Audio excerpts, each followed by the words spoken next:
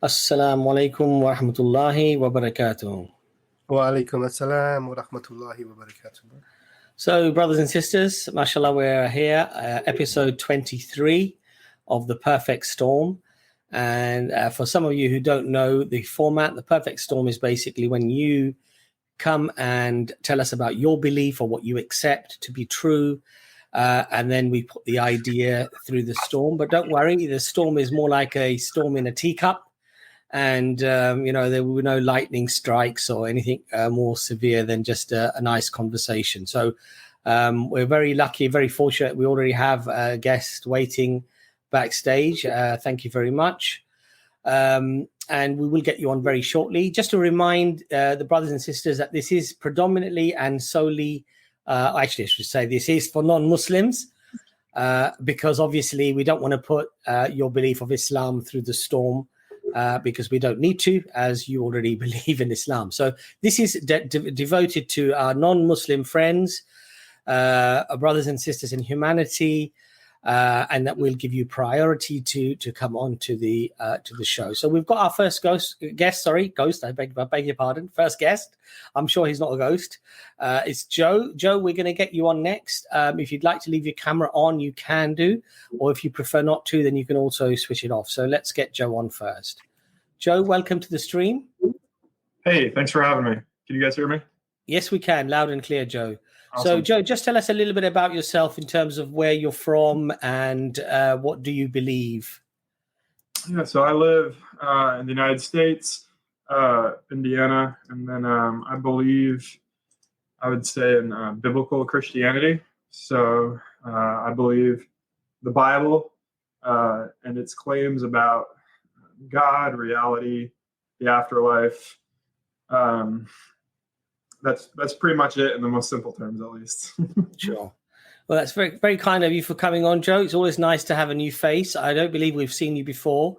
Mm-hmm. So thank you for coming on. And Dr. Imran, I'd like you to start the conversation with Joe, inshallah.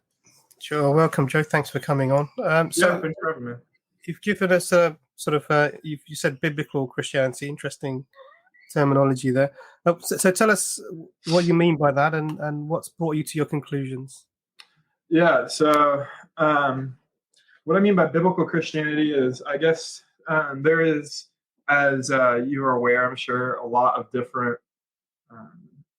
branches of Christianity, maybe, Protestants, Catholics, there's different churches, denominations, things like that. Also even other sects like Mormonism or Jehovah's Witnesses. So when I say biblical Christianity, what I mean is I try to derive all of my views just out of what I could find in the Bible itself. And even in my argumentation, I'm going to usually try to appeal to Scripture as opposed to appealing to a particular creed or something else. I try to be as authentic to the original source material as I can. And then as far as kind of what that entails, I think, and feel free to interject at any point, I think what that means is a few things. Number one, it means that obviously I believe Jesus is God. That is a view that almost all Christians have. I think it's probably the fundamental view you have to be Christian is to believe that Jesus is God. And I believe that the Bible makes that case. I'm not going to ever go to any sort of Christian creed or doctrine outside of the Bible in order to make that case. So aside from believing that Jesus is God, are you Trinitarian then? Yeah, and so Trinitarian, so far I've had conversations with Muslims before. I've even lived with Muslims for a time, really have a lot of respect for the Muslim people. But I think the word Trinitarian often gets complicated because there are assumptions kind of built into that from different sides. So I try to, I'm not saying I don't believe in a plurality of God, but I try to stick with Bible terms. You'll never find the word Trinity, for example, in the Bible. Well, you will if you use one of the old KJVs, but we know that verse was added in by a monk a couple 1,500 years ago. We even know what monk added it. So you'll never find the term Trinity in the Bible. I think that can be confusing for people who are saying, wait, why is Trinity so important if you don't even find that concept anywhere in the Scripture? Sure, and I appreciate that. So maybe the term is not found, but do you believe one God in three persons, or you don't believe that? So just so I know where you're coming from. Yeah, I'd say one God in three persons. Yeah, I'd say I'd affirm that. And who are those three persons? So yeah, just what you'd expect to hear: God the Father, Jesus Christ, the Holy Spirit. And you believe this is biblically taught? Yeah. Yes. Okay. And what is your mechanism of salvation for you then? So salvation biblically is by faith. The good verse that people usually use as salvation is by grace through faith, not of works, lest any man should boast. That's a verse Paul uses, but I think you'll find the theme of salvation through faith to be in the Old Testament. Also, it's kind of the, in my opinion, the difference between biblical Christianity and any other religion is salvation by faith as opposed to salvation by works.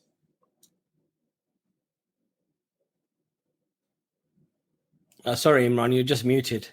Sorry, faith in what, Joseph? What do you have to believe in to be saved? Yeah, so it's faith that God, I guess you could say, faith that God is righteous.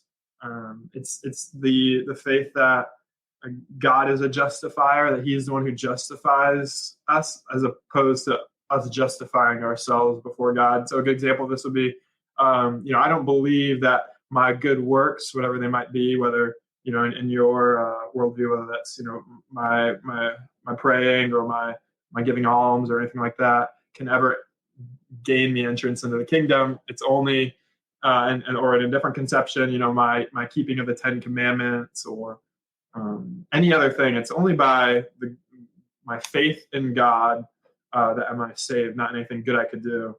It's just that pure, real, true faith in Him, trust in Him. So you sort of, I think, two things. So just really, we're interested in what you believe. So Muslims don't believe in a works-based salvation. We don't believe that. So we probably go along the similar lines of the Book of James, where your works are a manifestation of your faith, and if you don't have works, then probably you don't have faith. Now, The question I was asking you is, because again, the answer you gave about what it is, I mean, you said you believe God is a justifier. Probably that needs to be unpacked. And your mechanism of salvation is faith as God, in God being the justifier. What to clarify, because I don't want to be attacking any straw men with you. So what do you mean? Yeah, you're fine. And I apologize too if I'm mischaracterizing Islam. To be honest, that's something I've wondered about. I've had different conversations with Muslims and kind of gotten different responses. So I don't want to mischaracterize you either. So what I mean is that nothing I can do in my own ability would ever make me right before God. People, I think even the idea of faith, I think sometimes people think, oh, faith, that's something you're doing, right? You're choosing to believe. Biblically, I don't currently at least believe that to be the case. The Bible even suggests that faith itself, like that verse I mentioned, you're saved by grace through faith, and this is not of yourself. The grace and the faith are even something that God gives you. It's a gift from God. So that's why I can say God saves me. He justifies me. He's the one who makes me right before Him. I was wrong before Him. I was a sinner before Him. But He chose in His grace and His abundant mercy to not give me the hell I deserve, but actually to save me and purify me, all of His own goodwill. Nothing I did ever earned or deserved that. So just so that because you've just really done the same thing. You're already answering my question. Maybe I'll need to rephrase my question. So in Islam, there's a statement from the Prophet, peace be upon him, where he says that rejoice because your deeds will not take you to paradise. And the people around the Prophet asked him, well, not even you, Messenger of Allah? And he said, not even me, unless God's grace or God's mercy covers you. So we don't believe in a works-based salvation. Okay. But the question that I was asking you is, really specifically, is you said you have faith, and you have faith in God as a justifier. What do you mean by that? What is it how do you mean God is a justifier? And I think what I'm trying to get to is I think I follow. Oh, sorry, go ahead. How do you right yourself with God? What's your mechanism of salvation? Faith in what exactly is it? Yeah, so faith that that God will it's a faith that God will justify me despite my evil. So the best way to describe this is with Jesus on the cross. So Jesus The way the Christian story goes is he dies on the cross for the forgiveness of sin. Um, Christians believe, and the Bible teaches, that all humans are fallen creatures, and we've all turned away from God. We've all been in rebellion ever since the garden in the very beginning in Genesis. So ever since the garden, we've been in rebellion, and there's really no way to fix that. We have become enemies of God. God is not on our side, but he's actually opposed to us, and it's because of our sin, and we deserve it. And so the idea is that the only way that can ever be overcome is that if God, despite our wickedness, chooses to find a way to kind of make us right, finds a way to put us back in right relationship with him. That's what I mean when we say is he justifies us. And the way that Christians ultimately believe that he does this is by still giving punishment for our sin, that punishment being through Jesus Christ, by kind of putting his wrath upon his own son. So he doesn't have to put it on me, Joe. So I don't have to bear the wrath of God. I've been justified because God himself kind of took the punishment. He absorbed it. He stood in my place. That's the version of the gospel message. So I'm already, as a Muslim, hearing you say this, I'm seeing red flags everywhere. I mean, really, to be sincere with you. So I'm seeing red flags everywhere. So let me just give you an example of red flags, that things for me that really alarm me. Sure. Because I'm trying to understand what you say. It sounds like, and you can tell me if I'm wrong, it sounds like that what you have to believe to be saved is that Jesus died for your sins. Is that right? Is that what you mean by justify? Yes, but it's a belief, kind of like you said when you referenced James. It's a belief, not just any belief, but a belief that results in genuine life change also. That's the kind of belief we're talking about. That's what you'll see Jesus talk about repentance a lot. It's like the two sides of one coin. Sure, no, I understand. So okay. The point here is, though, if Jesus didn't die on the cross for your sins, you're not saved, right? Correct. Yeah. Okay. So this is what you're talking about. Justify. That's what you mean by that. Your justification is that someone paid the price, right? Right. Exactly. Yeah. God Himself dealt with your sin. He found a way to make things right. So this is and then you mentioned sort of the Garden of Eden and the fall, and you mentioned becoming enemies of God. God being opposed to you.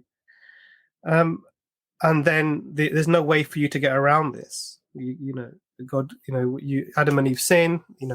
Human beings have a congenital defect upon their soul. However you want to phrase that they have this now inherited guilt, or it may be. I'm sure you've heard the term original sin. Yeah, that's like a theological term. Basically, you're stained. You've been dipped in the bad guy powder, and you're not getting out of it. There's no way to escape it. That's a huge red flag for me. Because God created us, right? And God created us as He wanted us to be, or you don't agree with that? No, I agree with that. Yeah, the Bible teaches that before man sinned, there wasn't sin. Yeah. Because you have to sin for there to be sin, right? That's just straightforward, right? But the point here is that if doing good doesn't make you, you're not dipped in good man powder, then why is it that when you sin, you're dipped in bad man powder? What's that all about? Right. So, human. Can you rephrase that? I'm sorry. I don't know. Maybe because one of the biggest things is this change in nature of man. Yeah. So I mean, there's many. I'm just going to start with right at the beginning. One of the things is this change in nature of man, and the way you put it was interesting. You said, once you're dipped in the bad guy powder, so the question is, well, if it's, and that really, this we're referring to is a moral choice that was made by Adam and Eve. We both agree on choice, and they made the wrong choice in eating of the fruit, right? We agree with that. Yeah. In the narrative the Christians hold, that this is now the equivalent of being dipped in the bad guy powder, and now everyone else is has the stain of this bad guy powder. Sure. So the question I'm asking you, why wasn't it then when the choice initially was made, or when they were making many times before eating from the fruit of the good choice, the moral choice, that they weren't dipped in the good guy powder, and so we all have this good guy You know, Yeah, how so if I can rephrase, why is it that Adam and Eve chose to sin rather than to not sin? No, not at all. So I'm Okay, talking about the change in nature. If sinning changes your nature, which is a moral choice, the sin was a moral choice. Why doesn't doing good, which they would have done until that point? Yeah, so I would probably step back. I wouldn't say they changed their nature. I would say that the choice was reflective of who they were, I guess, what their nature was, maybe. And the reason I'd say that is because, you know, for example, if I right now go outside, you know, I'm a free man. I don't live in prison. But if I go and kill somebody, suddenly I have a stigma on me, right? Suddenly now I deserve prison. I'm either a fugitive or eventually I'll be in prison. It's kind of more a similar thing like that. I made a choice. And, yeah, go ahead. I get that, Joseph. But that's you, right? I'm not going to take your grandchild and put them in prison for what you've done, right? Because God seems to operate we would through a say different. that. Sure, we would say that's unjust. Yeah, because your son didn't, or your grandson didn't do anything. Because this is coming down to really the fundamentals. Because really, what I'm interested in is that because the idea we have of Christianity talks about God is love and this loving being, and we're sort of given this sort of narrative. And let's just welcome Brother Ijaz to the. Assalamu alaikum, Ijaz. Assalamu alaikum, right on time as usual. So. Alhamdulillah. I think health issues, health reasons, that's excusable. It's not a problem. Alhamdulillah. Alhamdulillah. You mean fat reasons? Look at me. I took one walk and look how late I turned up to other events. No, but 2 days late. There was obviously reasons. So alhamdulillah. I know you don't want to say, but mashallah, it's a valid reason. Alhamdulillah. May Allah reward you. And Ameen. So we're just talking about Joseph, about his worldview. And Joseph, I'm paraphrasing you, Joseph, so tell me if I'm saying he describes himself as a biblical Christian who believes. I just want to quickly clarify one thing. I'm smiling, Joe, not because of you at all, but there was a comment that unfortunately I can't get out of my mind. I know it's a bit childish, but I'm going to put it up anyway. But that was the comment that that sort of made me laugh a little bit, made me chuckle a little bit. So I'm being a bit childish. Sorry, everybody. But I'm sure Abraham Ghaffar, you didn't mean that. But anyway, sorry. Imran, continue with your. So Joseph describes himself as a biblical Christian. He believes in the Trinity as classically understood. He believes he derives all of his beliefs from the Bible. It doesn't refer to creeds. And we were just talking about got him to clarify that his what he believes, and we're currently talking about the fall of Adam and Eve. The mechanism of salvation is believing that Jesus died for your sins. Is what justifies you with God. Is that correct, Joseph? Yeah, that's pretty good. So the question, the conversation that I was having with Joe was about the change in nature of man at the fall. So what he said was actually that he doesn't believe that their nature changed, but he believes that sort of it just showed who they were. Is that right, Joseph? Yeah, and to be honest, I haven't ever thought of it in those terms, but yeah, like I wouldn't say, as far as I'm aware with my, I'm only 28, but I've read the Bible for a while in my life, and the story is more of this is kind of who when God made them, this was kind of the capacity maybe that man always had within him. And I think that even the idea of it passing down, you said, well, we're why should we be guilty for the sins of our fathers? If I murder someone, should my son be guilty of that? The problem is that every human who ever comes along has that same capacity. And so while there's a sense in which the Bible actually gives guilt through the generations, there's another sense in which you already had that guilt anyway. Like, it's not like if Adam hadn't sinned, I wouldn't have. Like, I would have done the same thing, and so would have you. We all have this capacity for evil within us. Sure. So it's one thing for it's one thing for you to be held accountable for something that you've done. That's an entirely different thing. It's a different thing for you to be held accountable for something that you haven't done. So if we say that the nature of human beings didn't change, that means that we were all had a propensity to sin from the beginning. Yeah, I would say that. I'm not convinced on exactly how to dissect that yet. I think, a lot of theologians, Christian theologians, will attribute this to free will. So they'll say, we all have free will, so we have the ability to choose right or to choose wrong. So what's passed on then, Joe? What's that? What's If there's passed on? if there's no change in nature.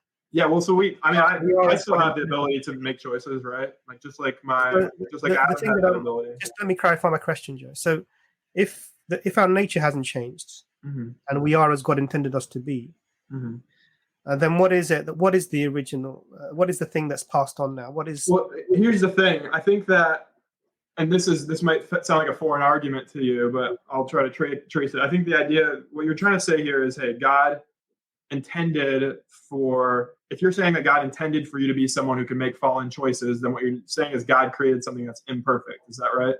No. Oh, so you're okay with God making someone who could intentionally choose So bad things?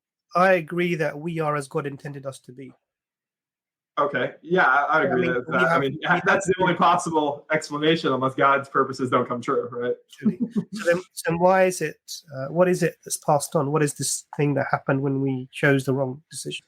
What happened to it? So I don't understand this totally, but God, at least in the Old Testament, and this isn't something that Christians talk about a lot, but there's a sense in which God seems to hold people responsible for the sins of their fathers. He punishes sons for the sins of the fathers. In different places, he also even blesses communities for the good of their fathers, and so blessing and cursing can even travel down through generations, which isn't something I'm personally a big fan of, but I can't deny that that's a theme biblically. So there isn't anything that's passed on from Adam and Eve choosing to eat from the fruit. No, there is, because Adam sinned and he's your forefather. You hold some guilt in that. You are guilty. You're human, and all of humanity, by their sinful choice, has received the consequences of Adam's sin. What is it that we're being held responsible for? For what your father did. And do you think that that's just? If God says it's just, then it's just. Really, is that the position you're going to hold? Yeah. That is part of the position I hold. Yeah, I defend a view that morality is primarily based on God's decisions. So God gets to decide what's right and wrong. I think that you can make an argument that flows typically out of his character, which I would say is the same thing. God's not going to say anything that's out of his character. He'll only speak from his character. But just because we think that something is wrong, for example, we might, in a modern sensibility or a Western or even an Islamic sensibility, say it doesn't seem fair to hold the son responsible for the father. That doesn't mean that it is unfair. That's just our opinion. God might have a different one. So, because I find that quite interesting. I'll come to your, we'll probably come to the morality aspect of things later. But sure. If I were to, if it was considered to be reasonable and just to hold on to hold children accountable for what their grandparents have done, for example, why is human being as a ubiquitous whole who get their morality from God, in the sense that morality exists only because God exists? How is it that we're missing this? Why are we not holding generations accountable for what the Father has done? Yeah, maybe we should rethink that. There's a good argument for that. You could definitely see the effect that the creators of a community have on the whole community. We all know of, for example, there's a cult in America known as the FLDS. They are the Fundamentalist Church of Jesus Christ of Latter-day Saints, and they believe that they have a lot of interesting beliefs, many of which Christians like myself reject, such as polygamy. They have a lot of different beliefs that are very wayward for Christian culture and American culture. Now, the problem that we often have as Americans is, well, what do we do? How do we prosecute this entire group? The whole group itself believes and rationalizes things that our country has made illegal. For example, sex with children. They believe in having sex with people who are underage, which in our country is illegal. It's not easy to untangle the members of these group one from another. There's an effect that is made on the parents and the children. You know this yourself if you have children, that your children's beliefs are intimately tied with your own. So if God wants to say a whole group is sinful and all tied together because of the effects of their father, and hold them all responsible, he has the right to do that. And I think logically we can even see how it's not clear that a child is so independent of their parent that they can't be held responsible because they often have the same intuitions. Sure. So Joe, this is fascinating. So because what you're making the claim that God punishes the children for the sins of the father. I'm saying that he has the right to if he wants. Yeah. Oh, but you said that everything that you get, you justify from the biblical text, right? Right. So the Bible claims that God has that right. If he wants to hold the children responsible, he can. So you'd have to bring something to establish something like that. That would be useful to do. You mean like biblical text, or because the Jews as the Orthodox Jews as an archetype do not believe in original sin, right? You're aware of that? Well, yeah. If you want like Bible verses that say that God has wants to punish the children for the sins of the fathers, I can provide that. I mean, so let me give you something interesting. Yeah. Have you read you got Ezekiel 18? Have you got that chapter of Ezekiel? Have you read it before? I have. I can pull it up though. I don't know it. Actually, let's see. Ezekiel 18. I might be familiar. So why don't you read that chapter? Yeah, I'm familiar with this. It says that it basically makes the case that in this passage, God does not have to hold the sons guilty for the parents. But can I? Well, it doesn't say that. Counter scripture. Don't paraphrase it, Joe. Read what it says. Well, I mean, I don't need to read what it says. I'm familiar with the passage. I saw it. Yeah, you're right. I think this is a good example of a time where God declares that you don't have to hold the parent responsible for the children. But Joe, it doesn't say you don't have to. Okay, so then what do you? It is what you're putting in there. Yeah. Look, I'll be honest. We can talk more about this if you want. This to me though isn't fundamental to maybe it's fundamental to you on why Christianity is false, but it's not to me. It's not fundamental on why I'm a Christian. So if you want to spend our whole time going through this, I'm not an expert on this topic. I can't really give you great arguments for it. It's interesting because we're talking about fundamentals. So there are many things. I said there's many red flags. So what I'll do is I'll list the flags for you. You can tell me so far. So one is the first flag is this whole narrative in the Garden of Eden, because the claim is that God is loving, and the term Father is used for God. Throughout the Bible we see this. Yeah. Mm-hmm. Yeah. And then you have an event where Adam and Eve, who were as God intended them to be, used the moral choice that God gave them, and they are not only condemned and punished for that, but actually they're sent down to the earth as a punishment, and the woman is going to bear pain in childbirth for time immemorial now, and a man will toil in the earth. This is a punishment, and all the children who are born will now be held guilty for something that they didn't do themselves, but they'll be held accountable for this. Right. So that's a fundamental. So the nature of God, the nature of man, and how God interacts with him. This is fundamentally this is a red flag. Yeah, well, fundamentally though, this is the difference between biblical Christianity and a lot of views and people I've interacted with is God doesn't have to do what we think is right. No. No. Let me stop. No, can I interject now? You said something. Here's my response. I was going to list some things. This is often. Okay, well, what's your point then, I guess? What's your conclusion? I had a list. So I know that you're going to say that whatever God does is fine. So if God told you to sort of kill a 2-year-old, you'd be happy doing that because you believe God told you to do that. No. If God actually told me to do it, then I would be doing it. Yeah, that's exactly what I said. So not if I believe he told me. Yeah. If he actually told me. Yeah. If you believed he actually told you. No, if he told me, not if I believed it. There's a difference. Is there a difference? Yeah, if I believe something happened and I do it, that doesn't mean it's right. Do you believe if I believe it's right to kill myself, that doesn't right. It's if it actually happened. No, but how would you know God is talking to you? You'd have to believe it, right? Well, I don't personally believe God talks to people today. That's not my okay. No worries. Okay, so at least I want to use that as evidence for any sort of action like killing someone. Sure.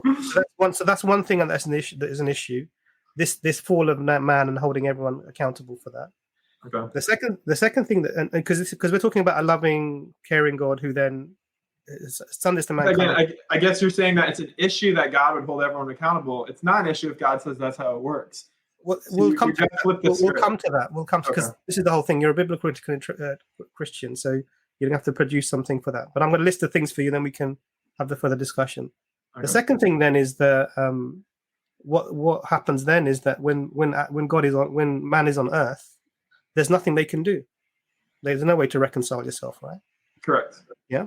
But what does God do? He sends prophets after prophets after prophets after prophets, telling them that if you want to reconcile yourself with God, these are the commandments you have to follow. These are the prophets you have to follow. You do these things.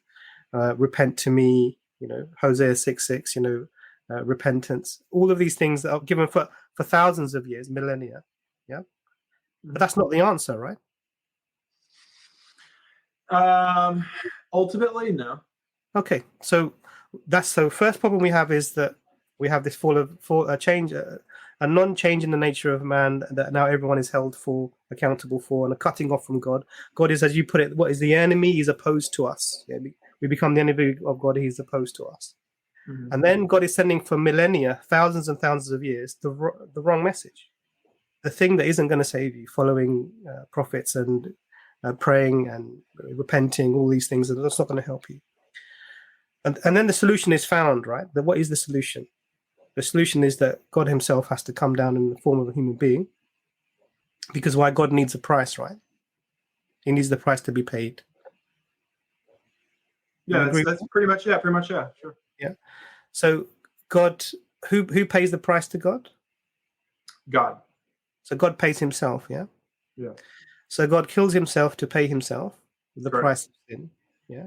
I mean, that's contradictory. So it's a contradiction in terms. But so he kills himself to pay himself for the price of sin.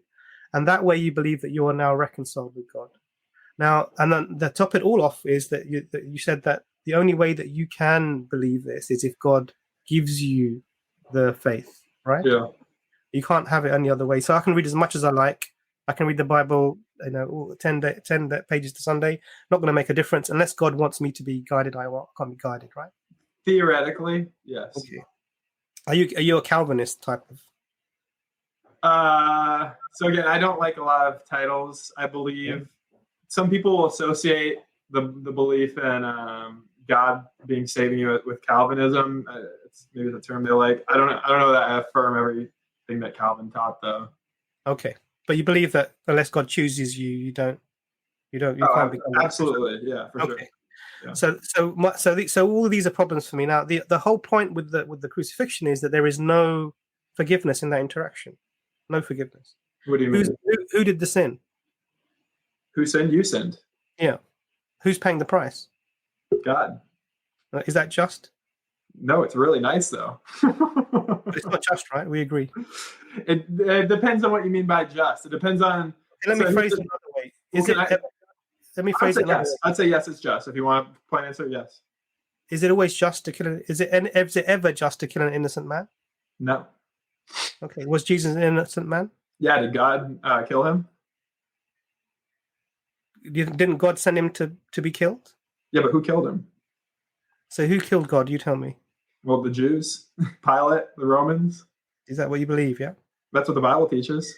So this is a problem here. So in this transaction, where rather than forgiveness, because if I forgive something, there's no payment required for it. If I've been paid for something, I've been paid, that there is no forgiveness given. So, for example, if Abbas owes me some money, and I say, "Look, Abbas, I've got no money. I can't pay you." But Ijaz says, "Okay, Abbas, here's the money he owes you." He hasn't forgiven me. He's been paid. If he forgives me, then you don't have to pay him. Ijaz doesn't have to pay him. No one has to pay him. So in the crucifixion itself is a conundrum, and that is that you cannot have forgiveness and payment for the same thing at the same time. Interesting thought. Yeah. So those are my 5 things I'm going to raise. I'm going to let brother Bato Ijaz continue.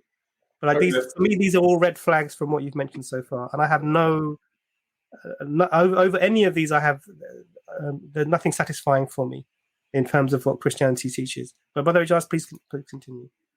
Well, I'm just a bit curious about a number of things. I don't know the length of time that we have, but perhaps we could just be given a couple of simple questions just to set the stage, if that's okay. Yeah. Okay, so you say that you're a classical Trinitarian, so you accept that the Father is... No, sorry, just to interject, I'm not a classical Trinitarian. I believe the Bible. So that was my point at the beginning. I tend to, like, if you're going to give me a label, do biblical Christian. I'm just not familiar with what everyone would mean when they say classical Trinitarian. So that's why I said, yeah, that's why I said I would ask a set of questions to establish a foundation. Right. So let me ask the questions to establish the foundation. Okay, yeah, I just want to clarify because you weren't here when we had no problem. So do you believe that the Father, the Son, and the Spirit, that these are three persons of the same divine essence who are co-equal and co-eternal with each other? I don't know about the word essence, but I would say that the Father, the Son, and the Spirit are all persons, but they are all also God. And as far as being eternal, they're all eternal for sure. I would probably argue equal as well. Probably argue equal, or that they are co-equal to each other. I mean, I guess you'd have to ask questions like, what does Jesus say when he says, I and the Father are one? Or if you have seen me, you have seen the Father. You know, whatever word you want to use to describe that relationship. So what would you describe that as? That's why I'm asking you. Like I said, I prefer the text. The text says, I and the Father are one. I believe Jesus and God are one. One in what? I'd say in any sense in which Jesus meant it. I think if he says, you have seen me, you have seen the Father. I think if you go to other places like where he declares to be the I am, then he must be saying that we are the same in the sense that we are, infinite. We are always have existed. That's why it's helpful to just read more Bible. For example, if you go back to Daniel 7 and you see the Ancient of Days paralleled with the Son of Man, that's probably the best understanding of how the two of them are united. Mm-hmm. I guess so I'm going step by step, right? So Jesus says, I and the Father are one. Do you have a clear expression from the Bible that tells you what that oneness means? There's no definition provided, at least right in that verse. So that's why I say you got to look at more verses. Is there another verse that we can go to that gives context to that one? For that one, yeah, like I said, you have seen me, you have seen the Father. Okay, but what does that mean then? If you have seen me, you have seen the Father. What does that mean? Well, let's look at the context I was in. Sure. In John 14, which is, if there's any passage of the Bible if there's any passage of the Bible that Jesus is making divinity claims, it's probably John 14. Okay. So let's see. Yeah, it says, if you have, he says, I am the way, the truth, and the life. No one comes to the Father except through me. If you know me, you will know my false Father also. Yeah, verse 6. Mm-hmm. ESV. And I do know him and have seen him. So I would argue that in that case, just based on the surrounding context, that he is saying it in the same way that you can know Jesus, you can know God. So you can know him relationally at the very least. I don't see that in the text. Well, if you look at the second half, it says, from now on, you do know him and have seen him. I mean, it's not as if the disciples, they probably wouldn't have said before that moment that they knew God. If you go to Old Testament context, no one can see him, no one can see her face and live. So that probably been a complicated thing. So at this point, Jesus says, if you have seen me, you've seen the Father. Does that make Jesus the Father? In a sense, yeah, right. In what there's sense? also verses that before we go to other verses, I want to cement. So far, what we've done is we've gone from one verse to another, and we're not really getting a plain meaning for any of these. So we started off with I and the Father are one. What that means, we were uncertain. So we went to John 14:6. If you have seen me, you have seen the Father. What does this mean? We're still uncertain here. And now we want to go to another verse. Can you give me at least a verse which concretely establishes who Jesus is in relation to God the Father? Yeah, so that's what I was referencing. There's kind of two ways to go about this, at least for most Christians. I personally, when I have these conversations with people, I say, look, if you want to know if Jesus claims to be God, the best way is to either examine the Son of Man passages or the idea of the I am. I'm guessing you guys are familiar with both of those? Yeah, so you choose the one that you want to go to, and we'll use that idea. Okay, so be careful. Let's do the I am then. Yeah, so be very careful. Remember that my statement here is we want a concrete statement that allows us to understand truly who Jesus is. So concrete here means that this is the first statement that gives us a firm foundation, and everything else can come from this and add context, make qualifications, differences. Well, So I'll give an example. Do that to some degree, but I'm going to be limited by the way the Bible reveals Jesus' identity. Right. This is one of the things. Jesus might not choose to reveal his identity the way you want him to. That doesn't mean he has to reveal his identity. And so what I can do is I can argue and I can show you scripturally Jesus's self-disclosure of his identity. We can walk through that, and then you can decide for yourself if that's adequate. So I'm not arguing that Jesus can't choose how to disclose who he is, but the Gospels are meant to be the unveiling of who Christ is according to the perspective of those authors. I don't know how we've ended up zoomed in on Uncle Abbas's face. Very handsome, mashallah. But so this is the difficulty here, right? Yeah. I'm not arguing that Jesus cannot disclose who he is, but in the presentation of the Gospels, the authors chose that unfolding. And when we look at this unfolding, what strikes me as a Muslim, right, as a person who's read the Bible cover to cover. Can we do the I am passages first? Let me just make my statement so you can understand my perspective. So when you begin to explain, you need to understand who you're explaining the statement to and what I'm looking for to understand, right? For me as a Muslim, and even if you study the philosophy of religion, fundamentally determining who God is, God tells you who he is, what his character is. He expresses that himself. And God can choose to either do this ambiguously or unambiguously. Now, typically, in the Hebrew Bible, at least, God is absolutely unambiguous about this. I am the only one. I am. I exist as I am. I will be who I will be. I am the jealous God. You worship anyone other than me, your brother shall be put to death. He makes it specific and definite about who he is. When I go to the Quran, Allah says, Qul huwallahu ahad, say that he, Allah, is absolutely the one. So I have this is concrete for me. There is no ambiguity here. So now when we go to the I am statements, you will end up saying to me that this is not concrete and this is not unambiguous, but there's an ambiguity here, and the fault is not with my understanding, it's with my perception of what I expect the text to say. So I really hope and pray that whatever text you choose moving forward, at least one of them, you have 66 books, one verse of these 66 books must necessarily give you a concrete idea of who Christ Jesus is as a God. That's all I ask. I'll leave it in your hands from here. Yeah, and so I'll go ahead. First, I want to say that God actually doesn't have to reveal himself too. So we can't criticize God for his disclosure of us. If God wanted to make a planet with a whole bunch of people on it, never tell him about himself, and then kill all of them, again, he would be justified in doing that. It's his plan, his creation. So we have to play by his rules a little bit. It requires some empathy. But that's my approach to this question. But first, if you just go to Exodus, to be clear, you do have do you or do you not have an unambiguous statement, a clear statement, and concrete statement that Jesus is God? Do you have unambiguous? Those are subjective. You're using subjective terms right now. Okay, so you have to decide for yourself if it's ambiguous or not. I can't. Well, it's subjective. I can show you what Jesus says, and you can decide for yourself. But I defined what unambiguous is, right? I defined it as a concrete statement, one in which there is no doubt. So, for example, concrete is not unambiguous. Concrete. Okay, I'll give an example. If you want to say, is there a place where Jesus says, "I am God, only worship me, do not worship Allah"? No, you won't find that. No. So listen. Can I present the evidence or no? Yeah. Just because you're telling me that what I asked for is ambiguous. I'm saying absolutely not. Do you understand the term concrete? Yeah, but it's not axiomatic. It's not helpful in this. At least okay, for so me, it's not helpful. Basic terms are not helpful. Why is that?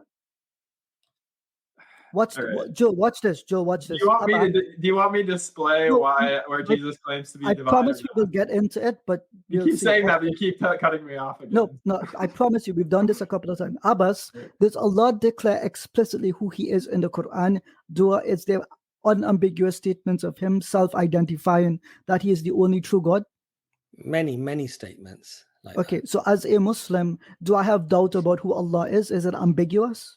No. Okay. So that's my standard. I can understand plain statements. Joe, please present your evidence. Yeah, my standard, read the Bible. It's not ambiguous, not confusing at all to me. Just because it's confusing to you doesn't mean it's confusing to me. I never said it's confusing to me. Wait, let me continue, please. Can I please continue? Mm-hmm. It's also not confusing to the 2 billion Christians, and if not all of them are genuine, then the small minority of millions of Christians who believe it. We're all very clear about it. So again, this is a subjective thing you're making. But let's go to Exodus 3:14. Exodus 3:14. If you read it, God is in a conversation with Moses, and God says to Moses, basically, or Moses says to God, who am I going to say when I go to the children of Israel who sent me? And God makes a statement, I am that I am. Say to them that I am has sent you. So in Exodus, we have early on this identity of God as his name being the I am, which people have talked about as being the self-existent one, the one who maybe doesn't derive his identity from anyone else. It's interesting. He doesn't say I am Joe or I am. Sorry, my wife needs something from me. Like a baby. He doesn't say, I am Joe or I am Jehovah or I am Elohim. He just says I am. That's enough for his name, and it's considered to be one of the names of God. Now, Jesus kind of picks up this line of argument himself. Hey, babe, can you come log me into my laptop? Sorry.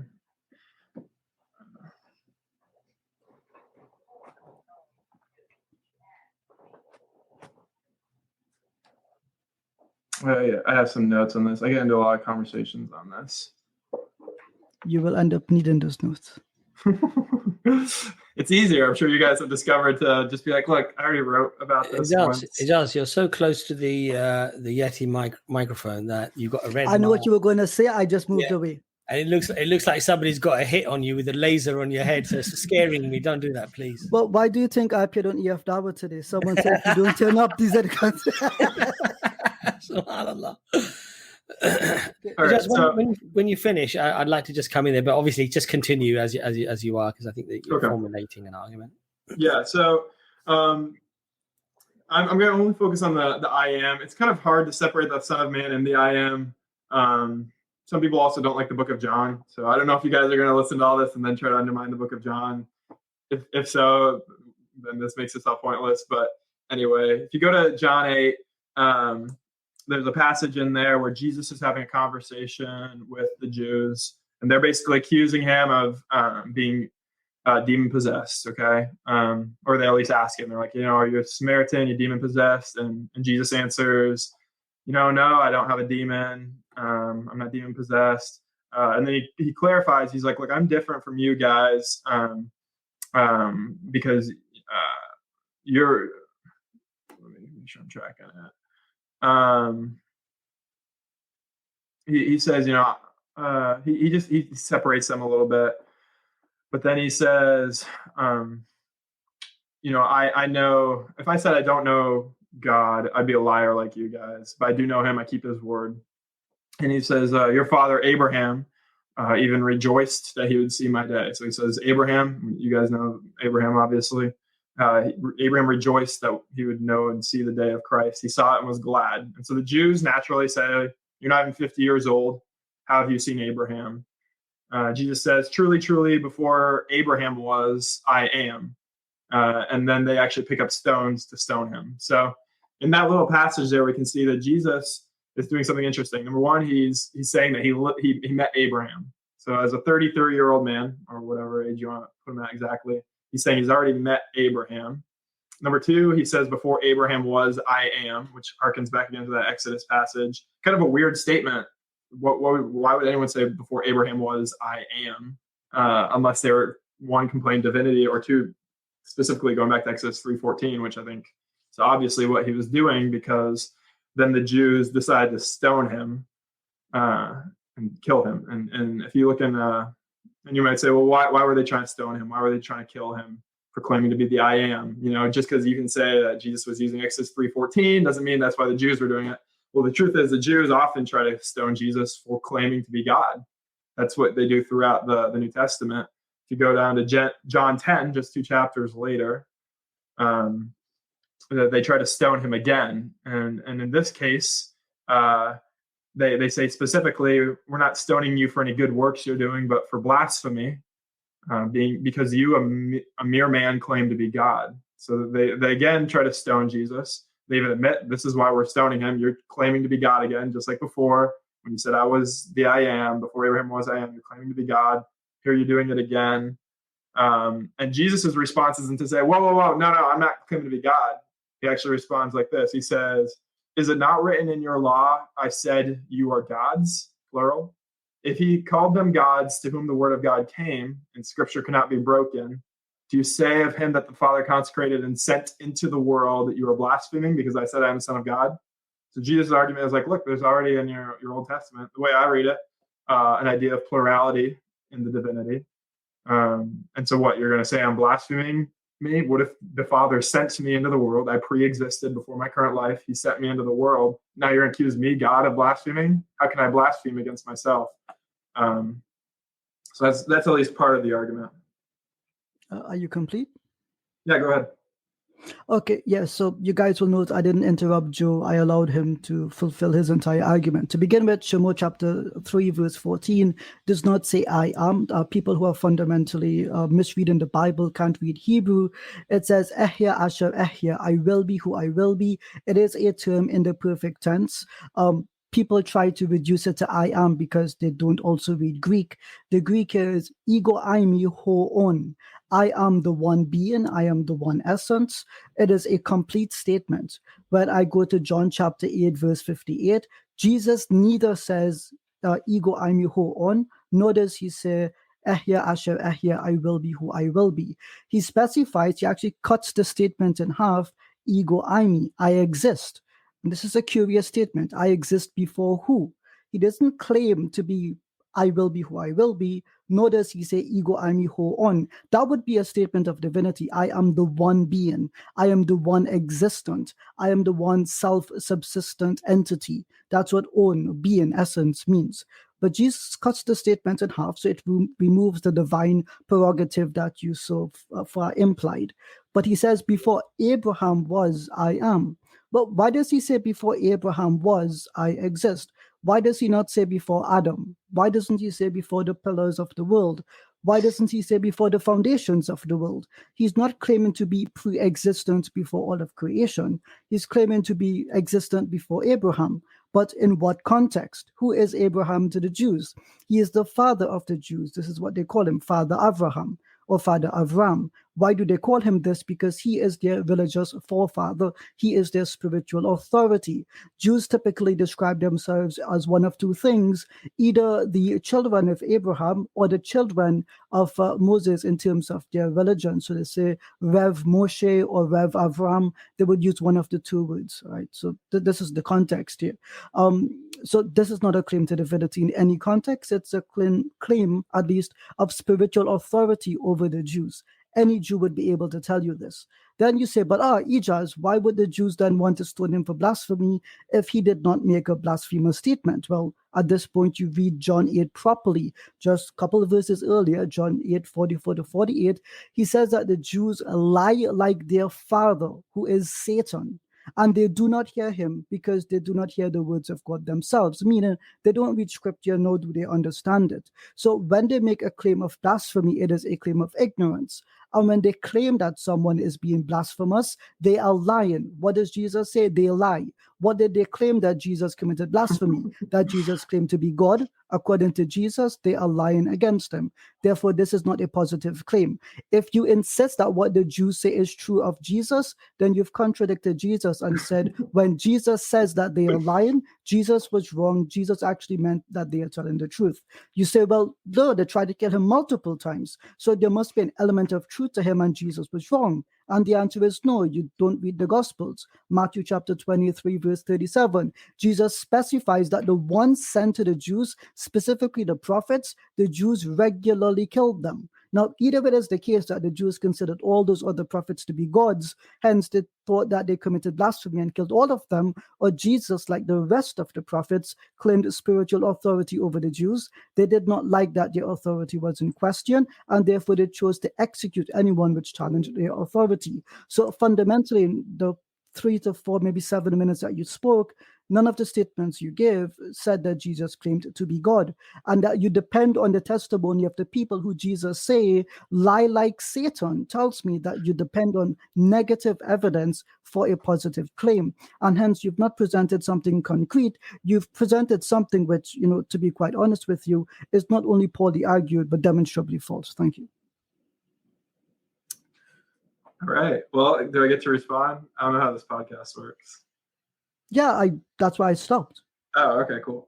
So yeah, interesting argument on the Old Testament Hebrew. I'm not expert in Hebrew or Greek or Aramaic. Not that matters a lot, but so I can't really speak to that, unfortunately.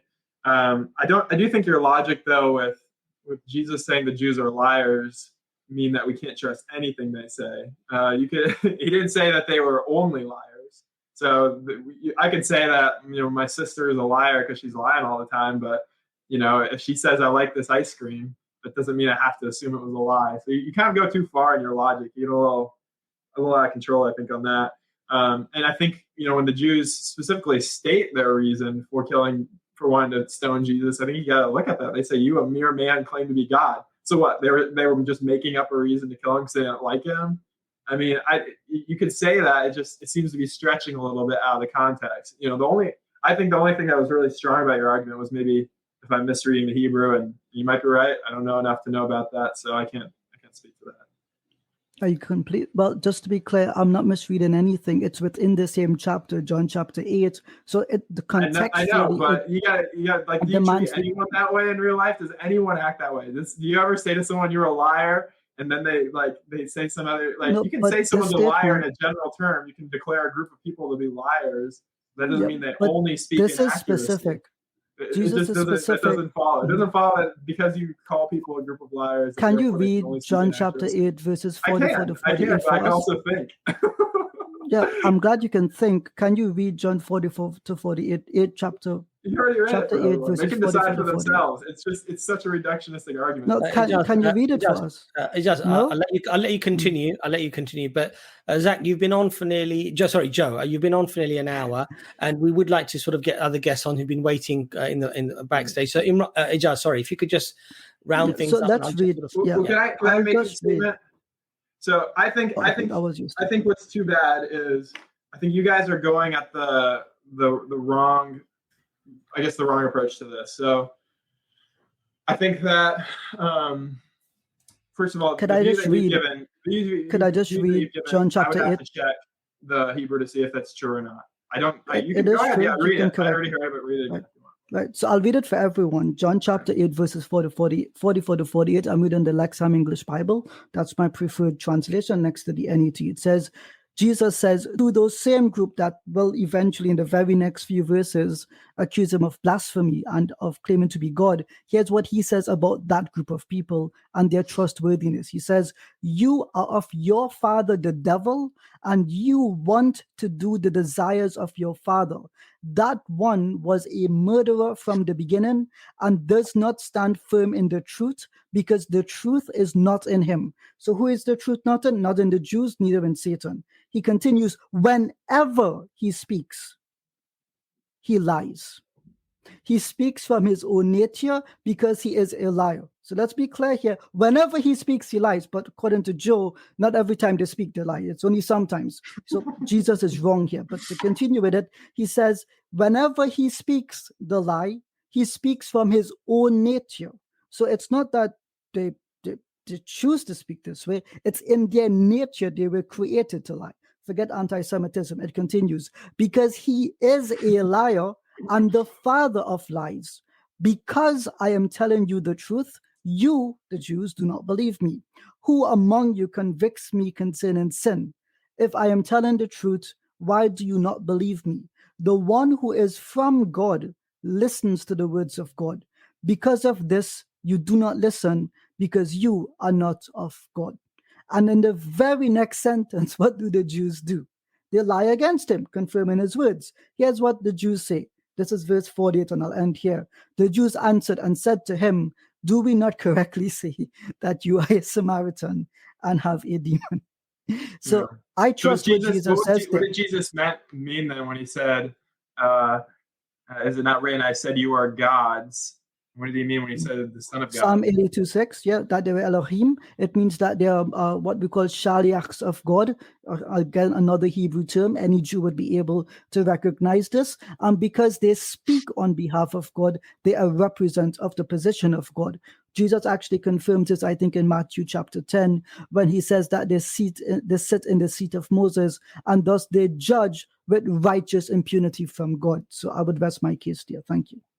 Okay, Joe, thank you very much. Ijaz, thank you for that, mashallah, very informative. And I'm going to have to probably go back and listen to it again, because I think, mashallah, it was packed with a lot of nuggets there. Joe, if I could just ask you before you go, thank you for coming on, first of all. Can I just ask you how you found out about us, Joe, if you don't mind? Yeah, sure. So I engage in a lot of debates throughout my life. I have a really for me, it was more out of a slight digression, but more out of a desire to know truth for myself. Got involved in a lot of reading, got a couple degrees, done different research, but I'm not a scholar. And I'm sorry, Joe. I'm just so I engage in a lot of debates on Reddit. Yeah. And while I was on Reddit, I had some different people who said, "Hey, we want you to go and be a guest on this show or whatever," and they sent me the link, and so I followed it. Well, Joe, it's a pleasure to have you on. But before you go, Joe, you did mention when you first came on that you're a biblical Christian. You're a Christian who basically follows the Bible. You don't like the sects, and you don't like necessarily opinions, but you gauge what to believe, what not to believe, what to follow, how to run your life from the Bible. Is that right?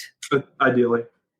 And would you say that, therefore, the Bible actually being the words of God would be crucially important in order for you not to go astray? Would you accept that? Oh, yeah, sure. And if it could be demonstrated, therefore, that the Bible has been changed, corrupted, manipulated, and fabricated in many, many instances, would this then make you question whether you should actually believe everything you read? No. So therefore, it's not what the Bible says, but there is something else that affirms your belief. Would that be correct to say? Yes and no. It's kind of a nuanced question. Well, no, not really, because either you do believe what you said you believe, which is that the Bible is your ultimate guide and guidance, or it is not. It's a very it's a completely polar opposite view, right? It can't be yes or no. I just meant to your follow-up. So your follow-up was, if it's been changed in any way, does that undermine your confidence? No, that's not what I asked you. What I asked you is that since your guidance of how to be a Christian and what to believe and what not to believe comes directly from the Bible, what I asked you is that if it could be demonstrated that the Bible has been corrupted, man has actually entered his own words into. But we know that. I already know that. I'm fully I understand. Aware of that. But the question from that is, would that then be something you need to reflect upon, or whether you should accept everything verbatim, i.e., whatever it says, you accept it, or should you be questioning that notion? That's my question to you, Joe. Yeah, no, I think that's a really good question. I think, I believe that the Bible is a pretty complicated text, and I think if you do any historical study, you're going to find pretty quickly that there are what at least a lot of scholars would call variants. Some would say errors. The point is, things have changed since the Bible was originally written 2,000 years ago. So to me, the question is, first of all, was enough change that we have no idea what the original was or not? I think that there's a lot of evidence that suggests that while there have been changes, we've actually been able to identify most of them, and that we can have a large degree of confidence that we know what the original autograph was, because there are so many existing current documents of the Bible in existence. The funny thing about the New Testament that you'll read and pick up in the store, like the ESV, is it actually tells you where there's variants. So you're able to see, oh, wow, here's a section of scripture that wasn't maybe in some of the originals. The Bible doesn't make any qualms about that. It lets you know as a reader. And also I would point out that all of those variants, none of them are in regards to any major doctrine of Christianity. There's three in particular. One is the Trinity verse, which I said you can get rid of that. I don't need that verse to still believe that Jesus' statements on his identity. The other one was the beginning of Mark, right? So Mark 16:9-20, I think it is. If you read it, pick up an ESV Bible, there'll be a note saying that, hey, this wasn't there. And then the other one is the woman caught in adultery. So anyway, all I'm to say is I think you're right. I think there were changes made. But I think that we fortunately have enough evidence to suggest that we can track those changes and still have confidence in the Bible. And that's why I said the beautiful thing is it's a yes and no, because I can also still say I believe the Bible because Jesus indicated I could believe the Bible and trust that heaven and earth will pass away, but his word will never pass away. And I think that's demonstrably true, that even over 2,000 years, we can still have confidence to know what the original words were. Okay, Ijaz, what I'm going to say, Ijaz, before you come on, Ijaz, because before you came on, what the explanation that Brother Joe gave in terms of what type of a Christian he is, he said that he is a biblical Christian, i.e. that his guide is Revelation, which is he sees it as the Bible, obviously. And so that's why I asked him the questions. Now, obviously, for the viewers, what Joe has now made the claim, obviously, Jazz, you're aware, but just in case anybody missed it, what Joe is actually saying is that, well, yes, we know there are corruptions. Yes, we know there are changes. Yes, we know that there are fabrications and mistranslations and all sorts of other things. But because we have this wealth of parchments and of documents, we can actually piece together pretty much all of what the fundamental beliefs of Christianity are. So could you address that claim, please, Brother Ijaz? You're muted, sorry.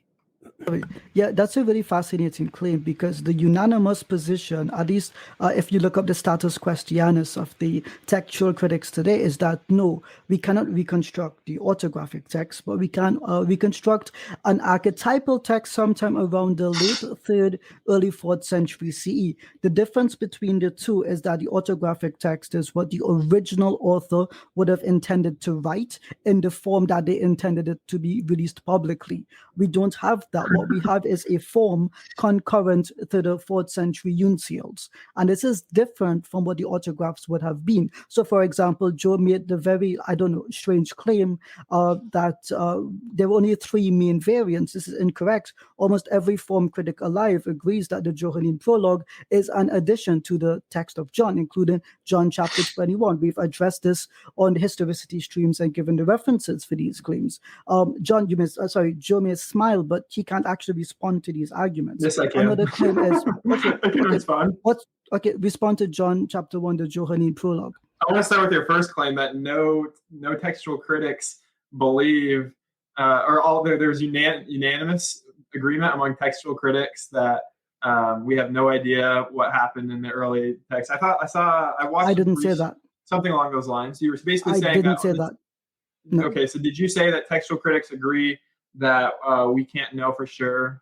I mean, correct me then if I'm. What did you say? Can we? I said we can know for sure what the archetypal text is, but we cannot know for certainty what the orthographic text was. Joe, and you're saying the latest. Just a quick one, Joe. If you're going to laugh, you've got to know at least what you're laughing at. I mean, I'm pretty confident. What you're laughing for? I was just going to say, if you're laughing and then you're actually misquoting something that Ijaz said, then I think you need to really pay attention. Otherwise, we're not going to really have a discussion that's going to be meaningful. But sorry, Joe, go ahead. I mean, I'm not perfect. I'll just make this statement then. So, and I watched a brief bit of your stream before, and Abbas, if I'm saying your name right, you had made a similar type claim, which is basically that it seems like you guys don't feel that there's any serious, I think you said no devout Christians, no devout scholars actually believe we have any idea what the original texts say, something like along those lines. I can send you the quote if you want. So you don't believe that? We've not said what we've said, and actually, what we've said, Joe, and I think it's a fair statement, is that unanimously biblical scholars, many of whom are evangelical in nature themselves, who go to church, they actually promote Christianity, in their academic works, they fairly unanimously agree that we don't know what the words of Jesus were or what the words of God actually are. And they actually accept that there is mass changes within the text. And it's almost impossible almost impossible to know exactly what God or what Jesus actually said. Yeah. So if I could just name one this is scholar, what- if I can name one scholar that disagreed with that, would that overthrow that statement?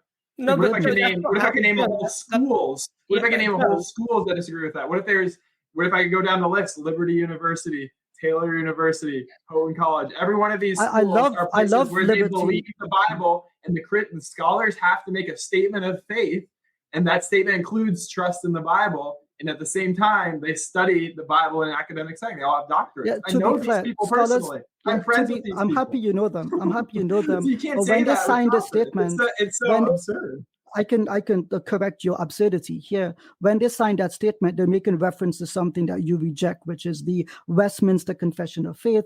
I don't reject the Westminster Confession of Faith. Listen to what I'm saying. You're going too Listen to far. what I'm I'm saying. just saying I'm not going to defend that. Joe, let Yeah, it listen just to come what I'm back to saying. you. Let Listen, it just come I am back. listening. Very to what you're saying. careful. You're making false statements. No, you don't actually understand what I'm saying. And when you cut in, Joe, I'll be honest with you. You're very wrong on the majority of things that you've said. And the second we go inch deep, you get that nervous tick, which is the smile. And then when you ask the question, you make irrelevant responses. Look, here's my thing. If you're going to make a false statement and then I'll base give your an argument off of a false statement, I need to undermine you at the very first Let me statement. correct it. No, I'll give you the opportunity to respond. Watch this. Are you familiar with what the Chicagoan Statement of Inerrancy says? Yeah, I am familiar. Right. So when scholars sign up to that, do you understand what they're saying? Yeah, they're saying that they affirm the statement. No, they affirm that what the archetypal text today is may not be accurate, but most certainly the orthographic text is, which is the statement I was making earlier, and you said I was wrong. That's why I said the status questionis, again, something which I'm sure a term you must be familiar with, makes reference to that statement of inerrancy, and that makes a state with reference to the Westminster Confessions as well. They're all linked. And I can even give a scholar right now, Dr. Daniel Wallace. You can go to his blog. He has many articles on this. The point Forget is, his academic works. all of them, not one, all of them. We didn't say all. We said the majority. Vast majority. Vast majority. Okay, that's a different statement. I'll disagree. I'll agree with you there. Vast majority, maybe. Right. So the vast majority of Christian scholars, forget secular scholars, forget atheists, Muslims, Jews, they hold that we cannot know what the orthographic text is, and any status questionis from the last 45 years. On that. I'd have to see evidence. Okay. You can't make a claim like that without evidence. Okay, watch this. If you make a listing of every scholar and their view on the subject, I'll prove it and agree with it. Right. So it's kind of strange you're asking me for that, because that's what a status questionis is. It summarizes the majority position of the leading scholars in the field in regards to these claims. And one place that we can go to for this. Are you familiar with that or no? No. What are you saying? Status Christianity? No. Sorry, I don't know what. Oh, sorry, I thought you engaged in academia. You said you have a bunch of degrees on this kind of stuff. It's called status, state. It's Latin word for state. I'm not a doctor either, but Dr. Imran is, mashallah, and Abbas is a doctor of love. But status, state, questionis, question. It means state of the question. In any academic field, particularly the literary field itself, you will find that there are documents which summarize every year or every couple of years the state of the question regarding certain matters. One of those is knowing whether we can access the Ausgangs text or the orthographic text. The state of the question today is that no, we cannot access this. What we can access is an archetypal text. There is that, I forget the university, I think it's in Phoenix. I know that, what's these guys' names? They had a publication with reference to Dr. Eldon Epp Jr. And I think it's called the Text and Canon Institute. If you're not familiar with that, you can look up the Text and Canon Institute. They've published a variety of documents on this very issue itself. You made reference, for example, to Liberty University. You had the minimal facts guy, Dr. Gary Habermas, who holds these minimal facts, right? Even he agrees that the very words of Christ Jesus we do not have. We don't have the ipsa summa verba, but we have the ipsa summa vox. His body of thought may be encapsulated in some of the writings and statements attributed to him. Again, this is the minimal facts thesis, which I think you're familiar with. I think this is even some part of what you're saying. I understand what you're saying. I'm not going to come in there, Joe. I will let you respond. If I can respectfully ask that, Joe, you make this your last point, and then we'll get the next guest on. But as I said, I will definitely let you respond. So please come in there. Okay, sure. Yeah, I appreciate you guys having me on. I love these conversations. I learn a lot. I'm gonna probably have to look up now some of the stuff on the Old Testament. But anyway, I just wanted to make this statement, I guess.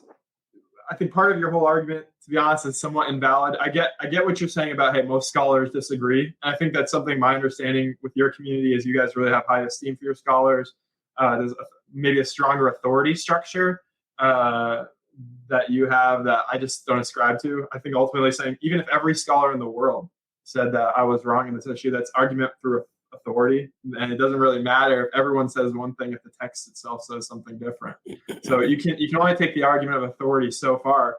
If we want to talk about what is truth, we have to look at the text and we have to keep coming back to it. We know that large groups can often deviate and be wrong. And I don't see how you could look at America and say that we are in any way a biblical nation. So what does that say of our universities? All right, Joe. Well, look, Joe, thank you for coming on. You're more than welcome to come on again. But Joe, all I would say to you, and I just sort of to finish my point, obviously, because I let Ijaz come in there, I did say to you that you're following the Bible as the word of God, and that's where you get your guidance from. I think it's a valid claim when somebody says that the majority of Christian scholars agree with our position. I don't believe that's an unreasonable stance to take. I think it's extremely unreasonable to say all scholars don't agree with you, because all scholars don't agree on anything. So that would not be a valid, I think, a point, really, to be honest. And I think especially when we say that the vast majority of Christian scholars, many of whom, some of whom may consider themselves as conservative Christians, and some of them may consider themselves as, Bible believing and church going Christians. One would then ask, what would the motivation of those people would be to actually nullify the very scripture that they profess to be believing in and following. And I think that it would be an unreasonable argument to make that they would just do it for other reasons than noble reasons of honesty and just being historians and academics. But I think that was really my point. And I think that point being made, I think one has to then question that when one starts quoting the Bible verbatim, that Jesus said this and Jesus meant that, that I think one can't really make that argument with certainty, as you have tried to present today. I think furthermore, one last point I'd like to make, Joe, and as I say, we'd lovely to have you on again, is that you said you're not an expert on the Hebrew or the Aramaic, and you said it doesn't matter. And I would say, actually, Joe, it does matter, because knowing the language that Jesus spoke and the very words that he spoke actually can transform the meaning of the text, which Ijaz, I think, clearly demonstrated with the statements of I am being very different in the Hebrew or the Greek. So I think it is essential to actually understand the very core language that the revelation was revealed in. And similarly, we would argue the same case for the Quran, to run the classical Arabic of the Quran actually gives you a much more informed and a much more accurate measure of actually finding out what the text really means and what the context of the text is. Because I'm sure you know, Joe, that language transforms over years, and the same words that are translated can actually have slightly different meanings or very different meanings in the future. I'll give you one very quick example before you go. The word nice. The word nice actually was a derogatory term in Old English. It was not a good term to use for somebody, but now when we say something is nice, we actually mean it's good. It has an absolute polar opposite meaning. So learning the language, the core language, I think is crucial. But Joe, as I say, it was great to have you on. Thank you very much, and you'll be more than welcome to come on again, Joe. Thank you. Bye bye then. Okay, so that was a nice conversation with Joe. I think fundamentally, just to round things up, I think it is very important to know what was said. It's very important to know the language it was said in. And unless one can confirm those things with great accuracy, I think to then quote it verbatim is not really fair or correct or even academic to do so. We're going to get Frank on next. Frank's been waiting for quite a long time. Can you just give me a quick wave, Frank? Is that all right? Can you give me a quick wave, Frank? Frank?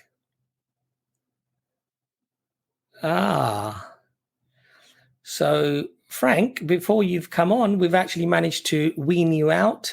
So I'm glad I did that, actually. Guys, if you're in the backstage, you need to have your cameras on, and I need to be able to interact with you before you get the opportunity to come on live. Otherwise, you're not going to be allowed to do that. So if you please leave your cameras on. So I have Nathan in the back. Nathan, can you just give me a thumbs up? That's great, Nathan. You're on next. Hi, Nathan. Welcome to the stream. Hi. Hi, how are you doing? I'm Do you doing want to fine. just How are you doing? steady your camera there a little bit? Because you seem to be a little bit... Right, here we go. So, Nathan, you've got your description as agnostic. Is that correct? Yes, that's correct. Right. And did you ever have any religious beliefs previously, or you've never been sort of religious? I've hit my doubts. I'm from Newcastle, so there's quite a diversity of religion here. I mean, I've seen Muslims, I've seen Hinduists, I've seen Christians, I've seen them all, but I know there's a higher power because there's a reason we are on this earth.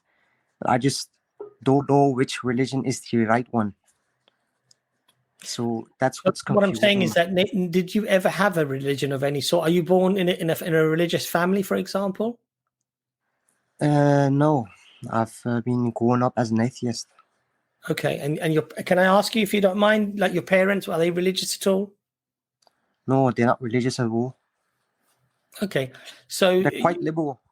They're quite liberal, and Yeah. how would they identify themselves, though? Let's say the reason why I'm asking you, Nathan, is that it's just interesting. If, for example, they've come from a Muslim family, but they've actually decided not to follow it, or they come from a Christian family and decided not to follow it, or have they just always been atheists and not had any religion, sort of thing, or have they been agnostics? That's why I'm sort of asking you.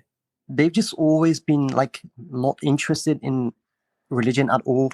Okay. So that's how I've been growing up as well. Sure. So you said you believe in a higher power. You believe in something that's outside of our capability, capacity, something that brought everything into existence. Is that correct? Would that be right? Yes, that's correct. Okay. And have you had a chance at all to look at any religion at all, or what the religion necessarily says about that particular creator that you already seem to accept? I mean, I've been looking at all religions, but I don't know. Like, for example, you have Hinduism and you have like many gods. You have Christianity, you have God, and you have the Son of God, and you have Islam, which I believe is Allah, right? That's correct. And you have Judaism. I've been looking at it, but I mean, they can all be true. So I don't really know. I'd just like to know, how do I know, for example, that Islam is the truth? Okay. So I would say I would let Ijaz start with that, inshallah. Are you okay to start with that, Ijaz, or do you want to have your little sip of drink first? Well, Like, I gotta tell you. Yeah. I gotta tell you this flavor of Coca-Cola, it's called Starlight. Starlight is the flavor. And Abbas, when I drink this, it reminds me of my time with you. It's magical. Alhamdulillah. We spent very little time together, because I think when you came to London, I met you at Speaker's Corner, and then I had to rush off to work. So I remember you went off with a meal for the guys, and I never saw you again, Ijaz. So if that brief encounter, mashallah, left a positive impact on you, then I'm very, very much grateful for that. But Ijaz, so the brother is basically saying that, look, how do we know any religion is true? And in particular, obviously, we're Muslims, so he's asking us, how would we affirm that Islam actually is true and is the religion from God Almighty? So can you talk to the brother in terms of how we might Yes, establish absolutely. I love conversations like these. I'm not sure if Dr. Amran wants to say something, but Yes, assalamu alaikum, guys. I'm just gonna take my leave, inshallah. You guys carry on. Jazakallah for all of your efforts. And Barakallah fi Allah, may Allah give you shifa, inshallah. Brothers and sisters, pray for Dr. Imran, inshallah. Assalamu alaikum. Wa alaikum assalam. You know, Dr. Imran actually wrote a note to me. He prescribed his love on my heart. So, so Nathan, you know, it's a fantastic question. And I always say to people, the starting basis for me for analyzing any religion is to agree on the principles before we begin the analysis, right? Because all claims need to be analyzed. Is that reasonable? Yeah, that's quite reasonable. I get that. Right. So I don't a priori, I don't like beforehand accept or reject a religion. I say, let's put all of them on the table. Then I say, do the person I'm speaking with, do you accept the three fundamental laws of logic? So that's the law of identity, the law of non-contradiction, and the law of the excluded middle. Are you familiar with those three laws, Nathan? Not really, but Okay. I mean, I'll just run through them quickly so you can understand where we're going with this, right? So the law of identity I get that. is that this item is this item and it's nothing other than this item, that you are nothing other than you. So when I'm speaking about something, we know I'm not speaking about the bottle next to it. I can't change what this is. This is this thing and it's nothing other than this thing. Can we agree on that? Yes, that's correct. Right. Yep. Then, so that's our basis for identifying anything, right? The second law is the law of non-contradiction, that this cannot exist and not exist at the same time. Either it does exist or it doesn't. Does that make sense? Yes, that makes sense. Right. And we use this law for anything, for most things, right? The law of non-contradiction. It's how you determine lies. It's how you determine if something is not what it describes itself to be. So, for example, if I said this bottle was a knife, you would say, well, no, that's a contradiction because this bottle can't be a knife. Either it is a bottle or it is not. Does that make sense? Yeah. Right. And then we have the law of the excluded middle, which is very similar to the law of non-contradiction, but it says either a premise is true or it is false. There is no third option. So as an example here, either this is a piece of paper. Sorry, if I make the claim that this is a piece of paper, that claim could either be true or it could be false. It can't be both at the same time, and there is no third option. Is that agreeable? Yeah, that's agreeable. Okay. So then we say, let's look at all the religions out there. Yes. We already agree that something cannot come from nothing. Do we agree on that first assumption? Yes, definitely. Okay. And then we also have to agree that whatever, do you believe in chaos? We don't believe that systems can come from chaos, right? Chaos can only beget chaos. If there's a system of anything which exists, then that is ordered and there is structure that speaks to purpose and intent. So if there is true chaos, then there can't be an intelligence behind existence. If there is not true chaos, but rather the perception of it, then that means that there is an entity which is intelligent behind these systems. Does that make sense? Yeah, it makes sense. Yeah. Right. So I'll give an example of this, right? If I pulled out the phone, right, no one can assume that natural forces randomly generated this as it is, right? This seems to be tailor-made to a human hand. It has a screen, so someone wants a thing to be seen. It has words and shapes and letters on it. So whoever created it had intent and purpose behind it. So we make the claim that there is a designer who is intelligent and that everything comes from this something. Do those seem like reasonable assumptions so far? Yeah, okay. Definitely. So now we introduce a question. The question is, if there is two of these designers, I'm not saying God, but just work with me. If there's two of these designers, then one of these designers would be able to undo the actions of the other. Does that make sense? If you have two powers, like say you have two powers, right? One power creates the earth. If there are two of them, the other should be able to uncreate it. Is that correct? Yeah. Right. So then we ask, well, let's look at our experience of reality. When you woke up today, Nathan, you didn't wake up with 5 mothers and a wife, right? You've always had one. You had to have always come from 2 parents. You can't come from 3 or 5. It can only be from 2. Is that correct? Yes. You didn't wake up today and had 5 legs and 6 dogs, right? Like your experience of reality is that it is consistent. Am I correct here? That's correct. So if there was an alternative power that was co-equal to another great power, then that second power should be able to introduce chaos in your life. They should be able to change the way that you experience reality. But the evidence seems to indicate that there is only one sovereign power in control, because our experience of reality seems to be consistent. Does this seem accurate to you? Yeah. Okay. So now, Right. So now I say, okay, we've put all the religions on the table. Let's use some of those assumptions now. For the religions that teach in polytheism that there are more than one great power in control of everything, then that can't be true because that would violate the law of non-contradiction. It would violate the law of the excluded middle. It would introduce chaos, and that's not our experience of reality. So we could reasonably sift through and say the vast majority of religions that teach polytheism, they can't be true from that basis in the description of God. Is that reasonable? Yeah. Okay, so now we ask a second question, right?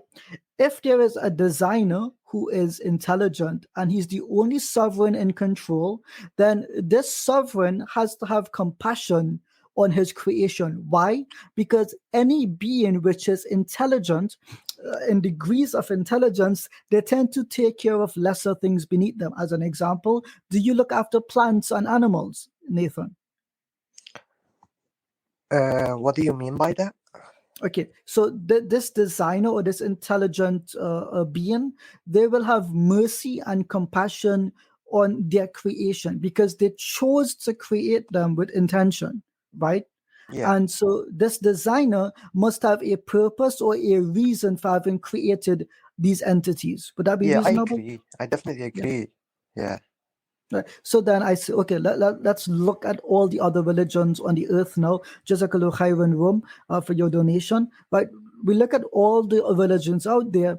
Do they tell us or do they describe to us a creator or designer who knows why they created humanity?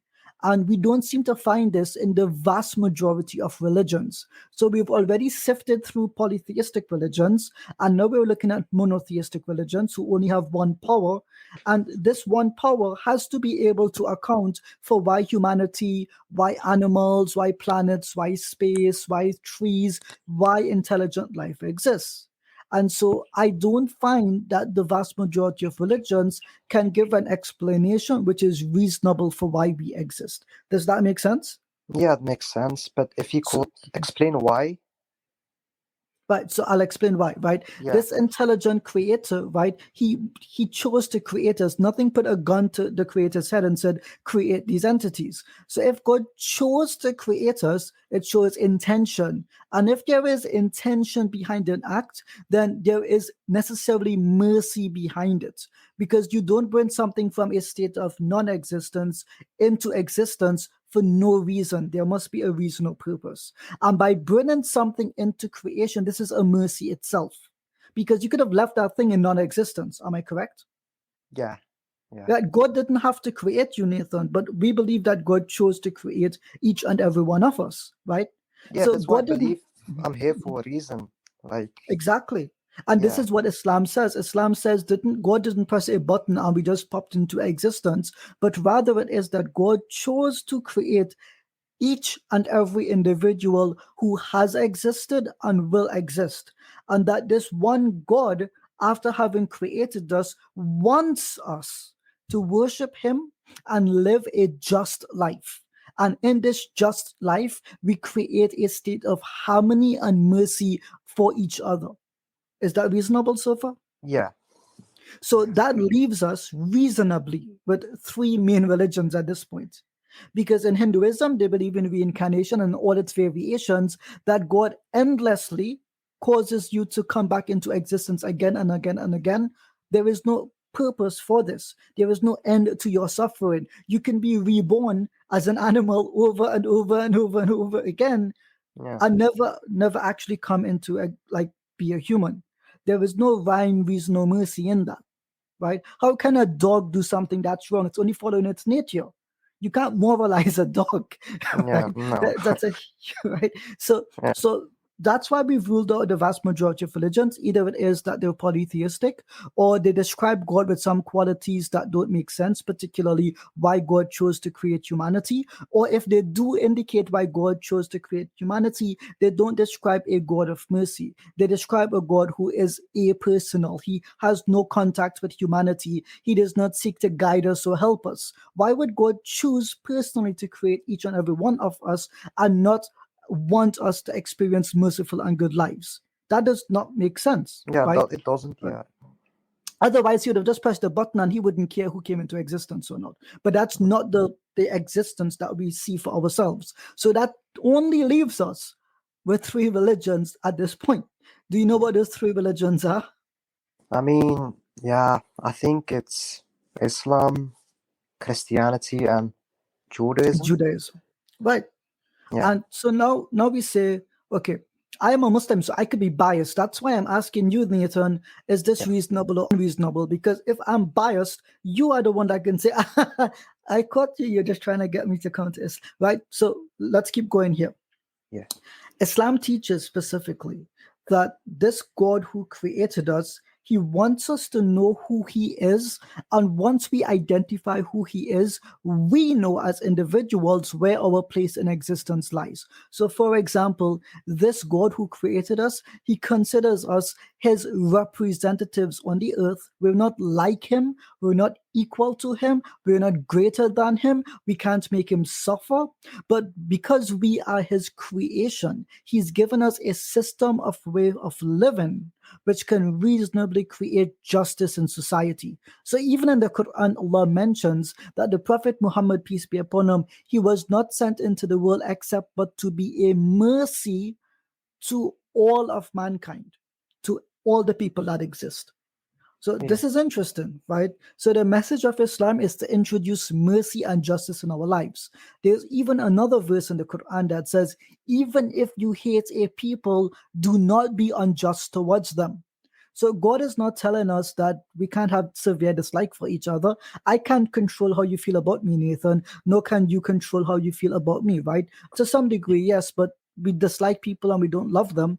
But God tells us, even if that is the case, and this tells us he understands human emotional intelligence, even if you should hate a people, be just towards them. Don't oppress them. And Allah says that the prayer of the oppressed is answered by him. So it doesn't matter if you're Muslim or not, if you're being oppressed, God will punish those who are oppressing you, whether in this life or the next. And he mentions this in the Quran.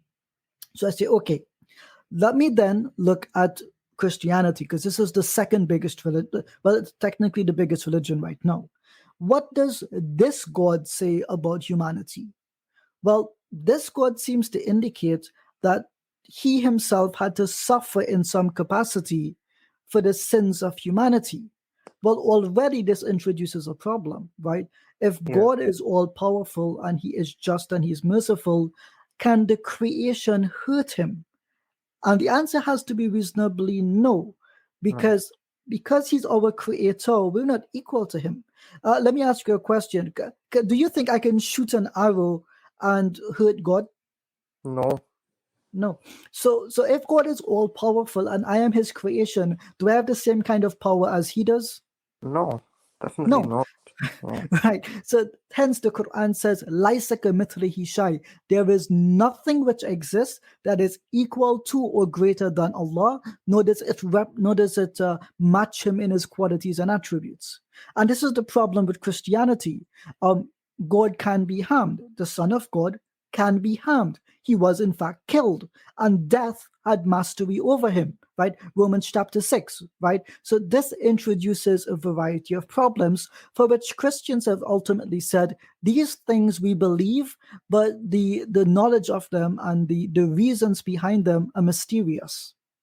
Now, if God wanted me to be guided, and these are like the basic things to understand about him, why would he introduce knowledge which is intentionally mysterious, right? Then you just push humans to be curious and they're left unfulfilled in what they can and cannot know. It doesn't really make sense. No. But then it says God can be harmed. That also does not make sense. And then it says, well, hold on.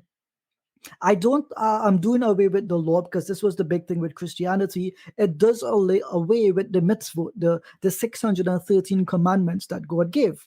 And now what's meant to guide you is the Spirit. Now, the problem that Muslims raise is this to Christians, and you tell me if this is reasonable or not. God tells us in Islam how society should be managed, because God wants this society to have mercy and compassion with each other and establish justice in the land. In Christianity, if God has done away with laws, and the Spirit is meant to guide you, then how are you supposed to manage an entire society or civilization based on everyone having a spirit that leads them independently? It doesn't make sense. Yeah. Right. So what Christians have done then is that they had ecumenical councils or unity councils. They came together and said, let us create creeds, doctrines, laws, and standards that Christians have to adhere to. Well, that's strange, right? In Islam, God gave us these things. We didn't need to come together and use our own biased human prejudices to create these laws. God already gave it to us, and he's the morally supreme being. So this, for me, eliminates Christianity from the going. It's only down to Judaism and Islam. Am I reasonable in eliminating Christianity at this point? I mean, it makes sense. What you've said, it makes totally sense to me. Yeah. Okay, so now we will have with Judaism and Islam. Jews believe that unless you are a Jew, you should remain a Gentile. So Jews don't go out and knock on your door and they say, yo, Nathan, you want to join Judaism? No Jew has ever done that, right? Yeah. Right? Like, Jews believe something which is unique, right? They believe out of everyone in humanity, the only other nation which is saved by the God that they believe in are Muslims. So we are considered Hasideh Ba'umos, pious among the nations, because they believe we follow the 7 Noahide laws, the 7 laws of Noah, if you're a practicing and believing Muslim, and the type of God we believe in, the monotheistic God we believe in, is so similar to theirs that we are saved simply by being Muslims. We don't need to convert into Judaism. So here is the dilemma we've ended up with now. If I have to choose between Judaism and Islam, and if I choose Islam, Jews consider me saved, do I have a reason to believe in Judaism? No. No, it only leaves which religion? Yeah, Islam. So Nathan, I ask you, where do you go from here? So yeah, you've made sense, and now I see why Christianity and Judaism just doesn't really make sense to me. But I know there's a higher power, but I don't know if I don't really understand like the concept of heaven and hell, why it exists. So, for example, if you've said that if Allah has made rules and He's made everything clear in your book, and so we form a just society. But what if someone's not? What if someone's ignorant? So, for example, someone ain't smart enough to like understand Islam as a religion, so he directly goes to hell. No. No. So we have a belief, right? So we account for this. We say if a person is literally incapable of understanding the basic and core doctrines of Islam, then God does not hold them accountable for their actions because they don't have the capacity to make righteous judgments. They're considered a miskeen person, a person who does not have that ability. Therefore, they have a different test, or according to some of our scholars, they just go to heaven. Right? So God is not unjust in Islam. He judges each and every one of us based on our ability and circumstances. So, for example, Nathan, Muslims fast the month of Ramadan, 29 days, right? Me, I'm sick. I have illnesses. It makes me unable to fast. Now, I'm not going to go to hell simply because I don't fast. God has made the religion easy for me. I can feed the poor on behalf of me missing the fast. And what happens there? I have the ability now to feed other people because I can't fast. So in that one way, God has allowed me to establish justice in the land, and also at the same time not sent me to hell for not fasting. He's taken into consideration my weaknesses and my inabilities. So this God is just. He will never be unjust towards me. Even the people who never hear about Islam, God does not automatically send them to hell either. They have a different test. And so based on their circumstances, they can go to heaven. It's perfectly reasonable. A baby who is born and is not baptized, they go to heaven because they don't have the ability to choose right and wrong. This is what Islam teaches. Is any of that unreasonable, you think? No, it makes sense. Yeah, I thought it was something else, like they're going directly to hell, but it's not the case. No, our God is not unjust. Allah is not unjust. So I have a question for you then, Nathan. yeah, okay. What's going to hold you back from conceptually, theoretically accepting Islam? Well, the fact, so I wanted to go deeper into the issue of like the rules, or and not specifically any rules of Islam or something, and regarding like hell. So I was wondering, and if God made hell, would he feel good to send people there? So this is a good question. So remember we said that God is the most just, and hell, from our perception, this is a terrifying place.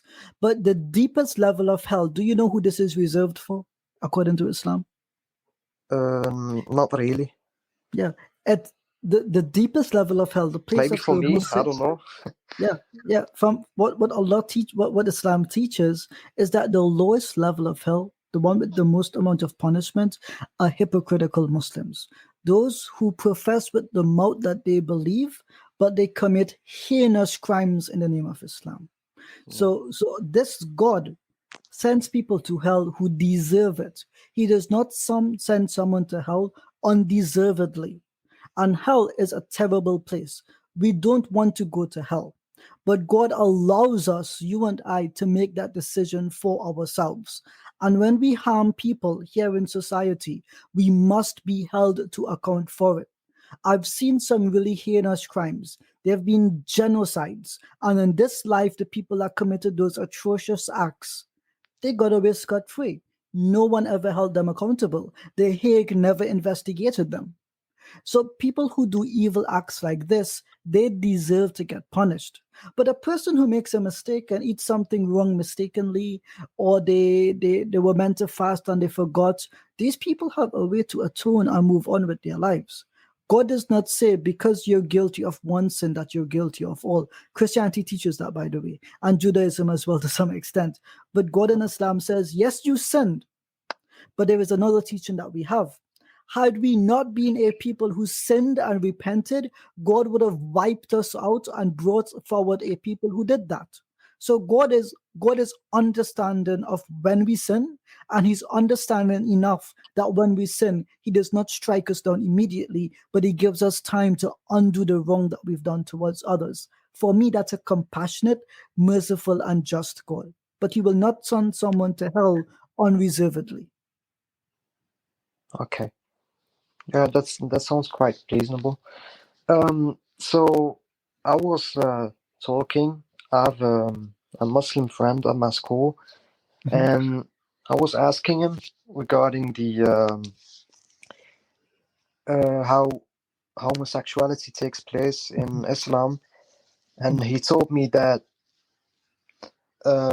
he thinks that you guys believe that homosexuality is something that people cannot do something about. So, for example, when a Christian or a Muslim, if he or she appears to be gay, that they cannot like switch it up to being a heterosexual. So he told me this, and I was curious how Islam like specifically looks at homosexuality. Okay, so here's what Islam teaches. The basically family unit is a man and a woman. This is the basic family unit in Islam. A person who is homosexual, let's leave, sorry, there's a bit of a feedback. Is that from me, guys? I'm not too sure. So what we teach in Islam is that we're going to ignore the debate about whether homosexuality is something that can be chosen or if it's something that cannot be changed. What we say is if a person has desires, and these desires are homosexual, what God asks of them is be chaste. Don't practice these desires, because even from an evolutionary perspective, the whole point of existence is to reproduce. And in the Islamic sense, God wants us to have children. He wants us to have families.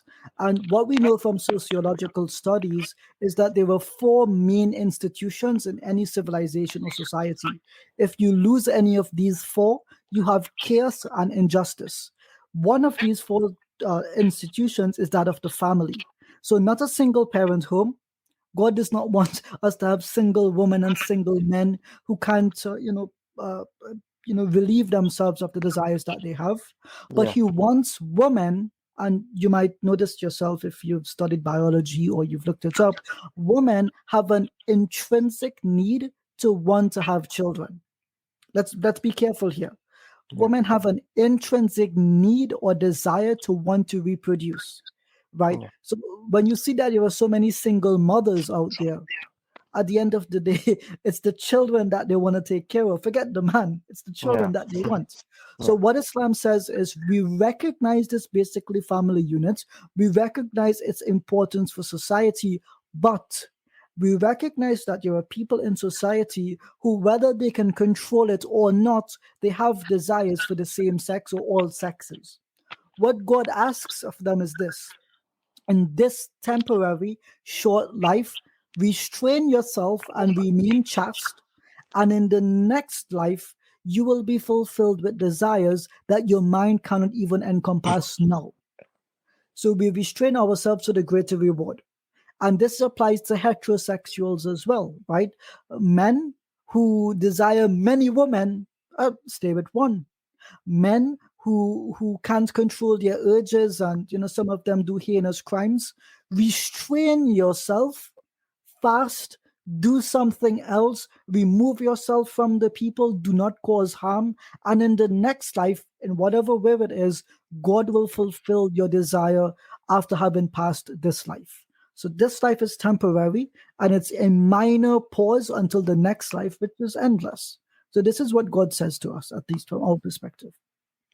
So basically, Nathan, you do look over 18, but I'm just sort of confirming that you are over 18, aren't you? Oh, yes. yeah, I'm 20. I'm 20. Yes. Yeah, I thought so. I thought so, but well, obviously we have to just be careful. Sorry, Nathan, go ahead. Yeah. So what I'm understanding is, if you're like a believer in God, and you have these feelings for like the same gender, but you don't act upon it, or you don't practice it, Mhm. but you keep Restrain praying yourself. to God. So yeah, you restrain yourself. Are you Mhm. still going to be? Are you still going to like heaven? Yes, at that point, yes. Because you've not broken See, the thing is, we treat homosexuality the same way that we treat fornication and adultery. A person has a sinful nature, they do sinful things. But if they don't act on it, or they repent after having done it, then we hope that God accepts it and they go to heaven. This is our perspective as Muslims. So throughout Islamic history, people may not be aware of this, but we actually have a lot of diverse literature on sexual acts, on people fulfilling their desires. And our literature is replete with very specific things about this. And historically, we've always recognized that there were people who might have a diverse sexuality. But the same advice remains for the heterosexual with desires and the homosexual. Restrain your desires in this life, and God will reward you with greater desires and its fulfillment in the next. That's what we believe on a fundamental level. Okay, it seems clear, and I'm understanding that topic. So I have another question, and it's about. Mhm. So I've read one time that your prophet Peace be upon you. Yes. was married to I forgot her name, but Aisha radiallahu anha, yes. yeah, and he was older. But I'm not asking you why that is Mhm. allowed, because I've watched some videos to like understand it. Because when I first heard it, I was a bit surprised, but Then I understood it was from that time and Mhm. things like that. But my question is, and I'm not interested in it, but what if someone like a friend of mine or a friend of you, Mhm. I'm just telling, and he's like 30 years old and he wants to marry a 15-year-old girl. So would that be allowed? Yes. So that would Okay, be allowed. So in Islam, we have the concept of a wali, a protector or guardian for our woman. And Yeah. so there's a teaching also in the Quran that Muslims must fulfill their treaties. So, for example, I don't know what the law is in the UK. I know that you have some diversity there. But if Muslims are citizens of the UK or they have residential rights in the UK, then we must adhere to the minimum age in that country. So we can't go below that. So we wherever we are, we must fulfill our obligations to the treaties that we've signed up to. So even if they wanted to marry someone that young, if the law does not permit it, then we don't allow it. And fundamentally, it is the right of the woman to also choose, but she must be a woman. She must be of an age where she can make that decision, and she cannot receive biological harm from that marriage. But also, Nathan, just quickly to add a caveat to that as well, there's a whole criteria that a person has to satisfy before marriage. And one of them is cultural and social sensibilities. So if the culture of the time, and the culture is often built upon the circumstances and the needs of the people of the time. So, for example, if you're living in a very rural area where there's no colleges, no education, people have a life expectancy of 25 or 30 or 35 years old, that culture may actually marry very, very young. But you might go to a different culture where actually life expectancy is very high. In the 80s, people have full-time education up to 16 or 18. People are not mentally ready because they actually are not geared to marriage. They're not taught how to enter into the relationship of, the complexities of married life and what have you. And so that culture may deem the age to be much higher. And that is why most Muslim countries today have a minimum age of around 18, and some have maybe 16, but generally it's 18 years old. And many parents actually will not get their adults, their young adults married at even 18, because if they don't see that they're ready and the Islamic principles are not all satisfied, mental maturity, physical maturity, etc., etc., etc., then they may withhold the marriage. Now, the important thing here is that 7th century Arabia was very, very different. Life expectancy was very different. There were perpetual wars, and the population often was drastically affected by people dying in war and what have you. So clearly their needs were very, very different from what our needs are today. That does not mean to say that we say that it's morally questionable, because morality is subjective in terms of cultural and social consensus.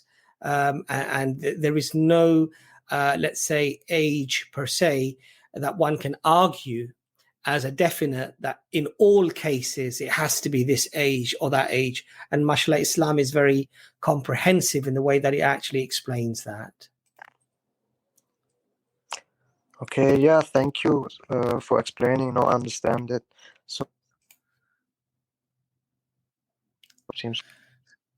Yes, Nathan, we can hear you. Can you hear us, Nathan? Nathan, your sound has somehow gone. Maybe your headset's not plugged in or something. I don't know if you can have a look at that. Can you hear us, Nathan? Just give me a thumbs up if you can hear us, because we can't hear you. Okay, I think we'll just take you off temporarily, Nathan. If you can sort your sound out, then we'll try to get you back on. Right. Assalamu alaikum wa rahmatullahi wa barakatuh again. And we had a slight disruption there, but we've edited that bit out and then we'll repost the stream. So quite frankly, it doesn't affect anything. It just shows how immature and impotent and incapable some people are of living in this world with any sense of decorum or respect for anybody. But they're nobodies. They'll always probably be nobodies if they don't change their ways. And quite frankly, they're just a waste of space. We've identified you, and we will be notifying the authorities because what you did actually was illegal. And so as a consequence, you will be hearing from the authorities, from the police. And in future, if anybody does come onto our streams, we will make every effort to inform the authorities and have you arrested because it's actually illegal. Ijaz, sorry, we were having a fantastic discussion there with some of our other callers. We're going to probably end the stream very shortly anyway, but there's probably another half an hour, possibly an hour, up to an hour. We might be able to have other guests on. We're going to put the link for this particular stream in the description as well. So you're more than welcome to come on if you'd like to have a sensible discussion with us. I'll just put the link in the description in the comments as well, it's just gone there. And let's just put it onto the screen. So guys, if you just click onto that link, which Brother Anis will probably put on the bottom of the video as well, the link is in the comments that I've just put in there, and you're more than welcome to come on. Now, Ijaz, we had a nice discussion with, I think it was Joe, right? Yes, it was. That was a good discussion, but I think fundamentally what I found, and I find this very, very surprising, is that there still seems to be an awful lot of Christians out there, a huge number of Christians out there, who still say that the Bible actually is the word of God, and they get their guidance from the Bible, and how they should worship God, and what they should think about God, and think about worshiping God, and all of these things. Basically, yes, it comes from the Bible. Now, when you mention to them that, well, the vast majority of biblical scholars actually agree that we don't actually know what the Bible actually is, and that what the words of Jesus actually are, they seem to be very either reluctant to accept that, or they seem to feel that actually no, the Bible is somehow preserved regardless of the evidence. So what would you say to that? Why do people still argue that? Well, simply because they're not studied on the issue. And I can't really blame people for not knowing, because it's not typically something that internally Christian circles would discuss with each other. Many of us have been to Bible studies, and the most amount of questions that they ask is not who wrote the text, why they wrote it, where it came from, but rather what does the text mean? And it is more of a spiritual experience as opposed to an intellectual exercise. This may differ with Islamic studies, where both the intellectual side and the spiritual side go hand in hand, aql wa naql, reason and revelation. So we will explore the authenticity of a thing, or its transmission, or its provenance, alongside the meaning of the thing. So it's a difference in the way that our religious institutions, treat with scripture, with the lay people, basically. Yeah. So is it a fair comment to say, when we do say that the vast majority of Christian scholars actually are claiming that these are not really the verbatim, the words of God or the words of Jesus, is that a fair statement to make? Or are there an awful lot of scholars who have produced scholarly works, written books about this topic, about the historicity of the Bible, or textual critics of the Bible? Are there a lot of scholars who actually claim that no, indeed, this is the word of God, and that this has been preserved, and it's a pure form of guidance? Does that actually happen in the academic world? So for the vast majority of Christian academics, regardless of the authenticity of the scripture or its reliability, they still affirm that in some way it is from God, because all things are ultimately created by God. And as long as the Bible sounds familiar, it looks familiar, that is sufficient for many of them. So for them, it's a bit different with us, right? Even if a word is changed, we will have an issue with it, because we believe that scripture is directly from God in wording and meaning. But for Christians, the word in does not have to be from God, and the meaning does not have to be exact, just familiar.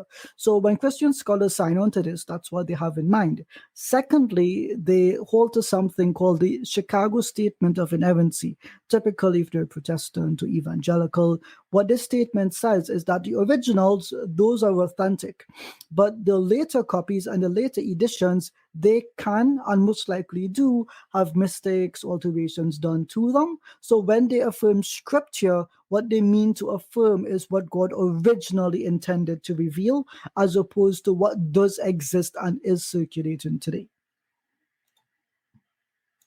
That's very interesting. So really, we're not actually making false claims as Muslims here. We're quoting pretty much what is generally agreed within academia. Yes. One of the interesting things I remember when I heard lectures by Bart Ehrman, who's also a textual critic, and he says that the earlier that we go, the more errors we seem to find. And so as we go back further and further and further, instead of the errors actually being less, which one would expect if something is close to preservation, in fact, the errors are exponentially worse the earlier we go. And obviously he says that this was because, initially they weren't, everybody wasn't literate. There weren't really professional scribes there. And so many errors, many interpolations and things actually crept into the text, assuming within the first 2 or 3 centuries. And so what we end up with in the 4th century and the 5th century are already things that have been, changed, rapidly, so many times throughout the early history. Is that a fair comment by Bart Ehrman? So many Christians criticize Bart Ehrman for his beliefs, particularly statements like the one that you've just mentioned. But what Bart Ehrman says is actually quite conservative compared to what Christian academics themselves say, right? So many people would have heard Bart Ehrman say something along the lines of, no two Bible manuscripts agree, right? Okay, that sounds interesting. But then we had someone like Dr. David Trubbish saying hardly a sentence among the manuscript matches, right? One is significantly different from the other. So why aren't Christian academics being critiqued for their own statements, right? So it just seems to be the case. I think that Christians have used Bart Ehrman as a pariah, a way to express their frustration and disagreement when, if not the same, considerably worse statements are said by their own scholars and teachers. Yeah. And I would have to agree with that. And I think the thing is that to our Christian friends, obviously what we would say is that we're not saying these things to upset you, to attack you. What we're saying to you is that, look, if you're going to base your eternal salvation on a scripture that you're claiming is from God Almighty or is being claimed by the people around you to be the word of God, you need to be very sure that it is indeed the word of God, because you do. Otherwise it does. I mean, just as you wouldn't follow any liar who has lied about something, and you wouldn't invest your money in a company if somebody was a known liar or a deceiver, you wouldn't. You would not pick up a book off the shelf, Ijaz. And I know that, mashallah, you're an avid reader. If a lot of people were telling you that this author, it actually lies about things, makes things up, and actually they fabricate things, you would probably pass on that book. You wouldn't go in there and read the whole book to get your information from, would you? Because clearly that's not what we do. Now, if we don't do that with worldly books and worldly scholars, why would we do that from a book that's supposed to be from God? Yeah, I agree with your reasoning completely and totally. And it's really fascinating that when we get Christians on the stream who said that they study academia, that they read books, they do debates like we had earlier, and then you go an inch deep into these topics and suddenly they're intellectually drowning, it just tells us that they've had really superficial conversations on these very complicated and complex topics. What we find, Christians give a pass to the Bible that they would not give to their pastors and preachers today. How many Christians would trust a pastor who says, this is what the Bible says, and then he misquotes it repeatedly? you would not trust that person. You would think No. either it is they're intentionally misreading or they can't read. You wouldn't trust, completely what they say. So it's just strange that they're giving passes to the Bible, or when today those same standards, if the Bible's been written today, they would reject them totally and completely. But I do want to ask you, Brother Abbas, we had a wonderful conversation with Nathan, and he's not Christian, and he understood our reasons for discounting Christianity, but not just Christianity. We actually put all religions, including Islam, on trial. Yeah. We didn't hide Islam. We didn't shy away from what Islam teaches regarding homosexuality. We didn't shy away that Jahannam exists, right? So one of the things I have to ask you, Brother Abbas, is, do you think that we put Islam fairly on trial in that conversation with Nathan? I think most definitely, because we're basically judging Islam by those very same critical analyses that we would judge any other religion by. And this is the beauty about Islam, that alhamdulillah, you'll never hear even a basic knowledgeable Muslim, even a layperson like myself, ever simply saying, I believe the Quran because I just believe it to be true, or I believe the Quran because it makes me feel like this, or I had a vision of something, or I had a dream of something, and because of that I believe in the Quran. Muslims generally don't talk like this. And Ijaz, mashallah, yourself as well, and I know that a lot of the other brothers who are in the dawah, we've all had journeys. We've all had journeys of investigation, of critical analysis. We didn't just follow this religion because our parents were Muslims, and therefore, we had to be Muslims. We often, in our either early teenage years or perhaps some later in life, but we question these beliefs. We question these things. We question, why should I believe the Quran is from God? What's the reasons behind that? And mashallah, what the beautiful thing about Islam is that we use our aql, which is intellect, and then we do naql, which is to do as you're told or believe as you've been told to believe. So, for example, I haven't seen the angels, but I believe that the angels exist because I've verified that the claimant, in this case, we say Allah in the Quran, and I verify that, in fact, for me, the overwhelming evidence points towards God, a book from the Creator. And that, so if it tells me that angels exist, I don't need to see the angels. Alhamdulillah, I'm as convinced of angels existing as I'm convinced of myself existing, or anything else existing, if not even more. I might doubt myself, but I'm not going to doubt Allah subhanahu wa ta'ala, because whatever Allah says is always true, subhanallah. So I think this is the beautiful contrast that we have, Ijaz. We don't talk in those terms. I had an experience. I saw a vision. I had a dream. I'm guided by some divine Holy Ghost. But guess what? Your neighbor is guided by the Holy Ghost, but he believes very different things. And your neighbor on the other side also claims to be being guided by the Holy Ghost, and actually believes something completely different from you as well. So clearly that's not a rational way of looking at things. So alhamdulillah, I think this is the wonderful thing about Islam, mashallah, that we have the ability,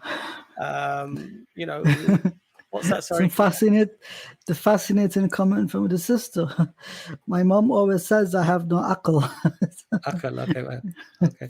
But my dyslexia there was reading ankles and ankle, and as a consequence, I was thinking, I didn't quite understand. But mashallah, I'm glad that you clarified it was aql and not ankle. Alhamdulillah. Yes. So Ijaz, I mean, would you say you've had a similar journey in your youth in terms of verifying Islam for you, or did you just blindly accept it because your parents told you this is what you must do? Well, everyone has a curiosity about them, right? And everyone has the ability to read and experience things. And in Trinidad, everyone celebrates everyone else's holidays, right? Christmas, Diwali, Pagua. I might have gotten that one wrong. Holy, right? There's so many holidays. Corpus Christi, Easter, right? Good Friday. There were so many. Eid al-Fitr, we say Eid al-Adha or Qurbani as well. There were so many holidays throughout the year. I think Trinidad and Tobago as a republic. We have some of the highest holidays in the calendar compared to almost any other nation. So it's a very eclectic nation itself. So our culture was always one of mixture. So I got to observe things front hand and first hand, and I can see and understand things that perhaps many other Muslims would not have ever gotten the experience to see and witness themselves. And ultimately, when one thinks about their faith and they consider what the Quran says, the Quran asks some brilliant questions that I don't think any other faiths, either their scripture or the writings of their greatest teachers, ask you to consider, right? God in the Quran asks, did you create yourselves? Who gave you life? Are you not a people of understanding? Had this been from anyone other than Allah, there will be many contradictions within. I have given you examples of every kind in this book. Allah tells us again and again about reason, questioning. We have the story of Ibrahim alayhi salam, and using reason to analyze and deduce who ultimately his creator is. And this is what ultimately makes me confident in Islam. Because even the Prophet Muhammad sallallahu alaihi wasallam, in his earliest experience, was to question what is happening to me. Yeah. No, absolutely, mashallah. One of the comments that Brother Joe made was that I don't understand Greek or Aramaic, and it doesn't really matter. And I did make the point that obviously to know exactly what somebody has said and how they meant to say it, it would be very beneficial to know the language in detail. Yes. Can you just give it? I mean, why? Well, other than my layman's perspective, what would you say in terms of that? No, well, what confused me about Joe was the definition he gave for himself: a biblical Christian, a person who reads the Bible and understands it. And what was fascinating was he could not give us a concrete statement about who Jesus identified himself as being. It's a process of exploration and discovery and hints here and there. I question quite often how a person can bring ambiguity to the identity of God as a Christian and then say that we Muslims lack a relationship with God, when on a very fundamental basis, we understand and know who Allah is, and we get this information in explicit, clear, consistent, concrete statements, axiomatic statements, foundational statements. You don't get the same with Christianity for either the Holy Spirit or Christ Jesus. You get some of this very similarly for the Father. Oh, mashallah. Assalamu alaikum. A model has joined our stream today. Alhamdulillah. Mashallah. We've got the mashallah dawah wise, alhamdulillah, who've kindly come onto our stream as well, which is mashallah lovely. Jazakallah khair, Mansoor. We're not going to go on for very long. So I know. I just wanted to say Trump coming on anyway, alhamdulillah. I wanted to come earlier, of course, but I had some other issues. No, perfect. I just want to just really say how much we appreciate all that you're doing. Barakallah feekum, because what you're doing is something that is essential anyway. It's not something that we shouldn't do, because this is a model that I think we need to establish, in which we fill a gap, a void, and this gap is filled with information where people can make up their own choice, make up their own mind. They can understand. And you see, people who are of critical thinking would know obviously where the truth lies. So it doesn't matter if you have detractors and if you have opponents and if you have people who are trying to sabotage you, who are trying to stop your dawah in some way, shape or form. But alhamdulillah, Islam is something that, it needs to be reckoned with intellectually, reasonably. I mean, this is what our aim is. So what you're doing is a great thing. And we hope that our viewers, your viewers specifically, understand that we're not here just for an amusement, like a pastime, a week, a day in a week or something. We're taking our time from work, taking our time from other activities, just to share with you, just to empower you. And this is one of the themes that, as you probably noticed in Dawah-wise, we want to empower our Muslim youth, our Muslim brothers. And even though those who are not in their youth, in their prime, their 40s, 50s, wherever, this is an opportunity for all of us to engage in a shared learning and experience, where we can share our experience, we can share what we know, and we can learn from you, and then we can then take this next generation of dawah forward digitally, inshallah. So I want to just express my support here with all that you're doing, brothers. Jazakallah khair, Brother Mansoor. And for all the viewers who are not yet subscribed to Dawah Wise, please, I would say definitely do that. They have some mashallah amazing content. The content you had the recent few months with Hinduism, and you invited on many speakers actually who were quite very well educated and respected within the Hindu community, which I thought was great, because I think we don't want to just bring people on and just debate and sort of just try to win a debate as a show. We want to really get down to the intellectual arguments, from their perspective, and not misrepresent people. So alhamdulillah, really a valuable content. So please, brothers and sisters, definitely subscribe to Dawah Wise as well. So we've got Robin Boom on, and I know that we've had Robin on previously as well. Robin, you're probably going to be our last guest today, but welcome to the stream, Robin. Yeah. Oh, thanks. I've actually only just joined on. Can you hear me all right? We can hear you certainly. just fine, Robin. Yes. Okay, no, it's good. Otherwise, I would sort of go on to just sound only, but it's good that you can see me. So look, in our last stream, we're discussing the book of Revelation that I got into, and I just want to correct something that I had said to you, Ajaz. One of them was that I thought Justin Martyr had a list of the books, a number of books in the New Testament, but I was wrong. Justin Martyr he mentions 18 in his writings, but to do with the book of Revelation, I did find a quote that came from Justin Martyr's dialogue with Trypho, and it's the reference is 81:4. Moreover, also among us a man named John, one of the apostles of Christ, prophesied in a revelation made to him that those who have believed in our Christ will spend 1,000 years in Jerusalem, and that hereafter the general and in short the eternal resurrection and judgment of all will likewise take place. So John was authenticating basically the book of Revelation, and also Justin Martyr was, and also saying that the person that wrote the book of Revelation was one of the 12 apostles of Christ.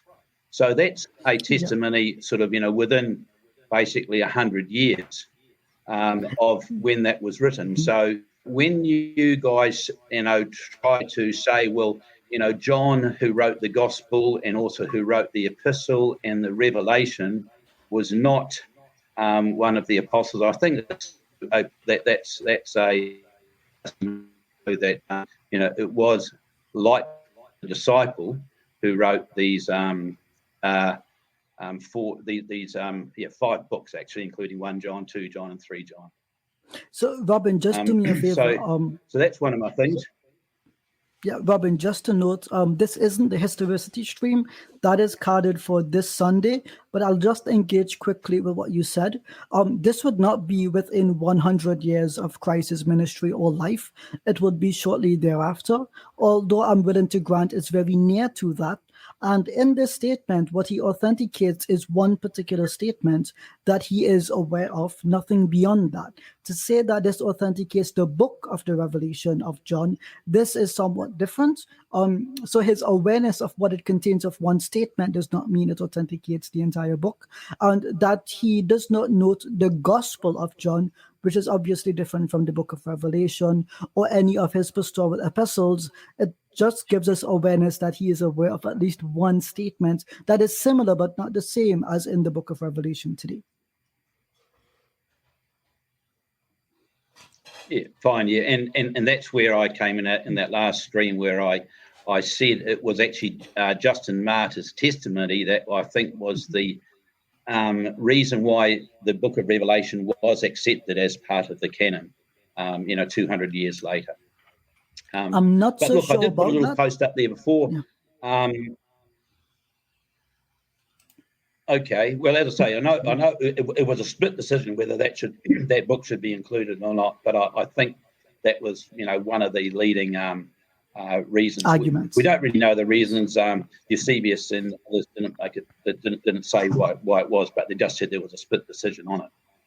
Thank you for that. But anyhow, if you're talking about being trying to objectively critique Islam and the Prophet, that's one of the issues that I have with a lot of Muslims, that they come along with their confirmation bias and they naturally accept some things that the Quran states or that Muhammad supposedly stated.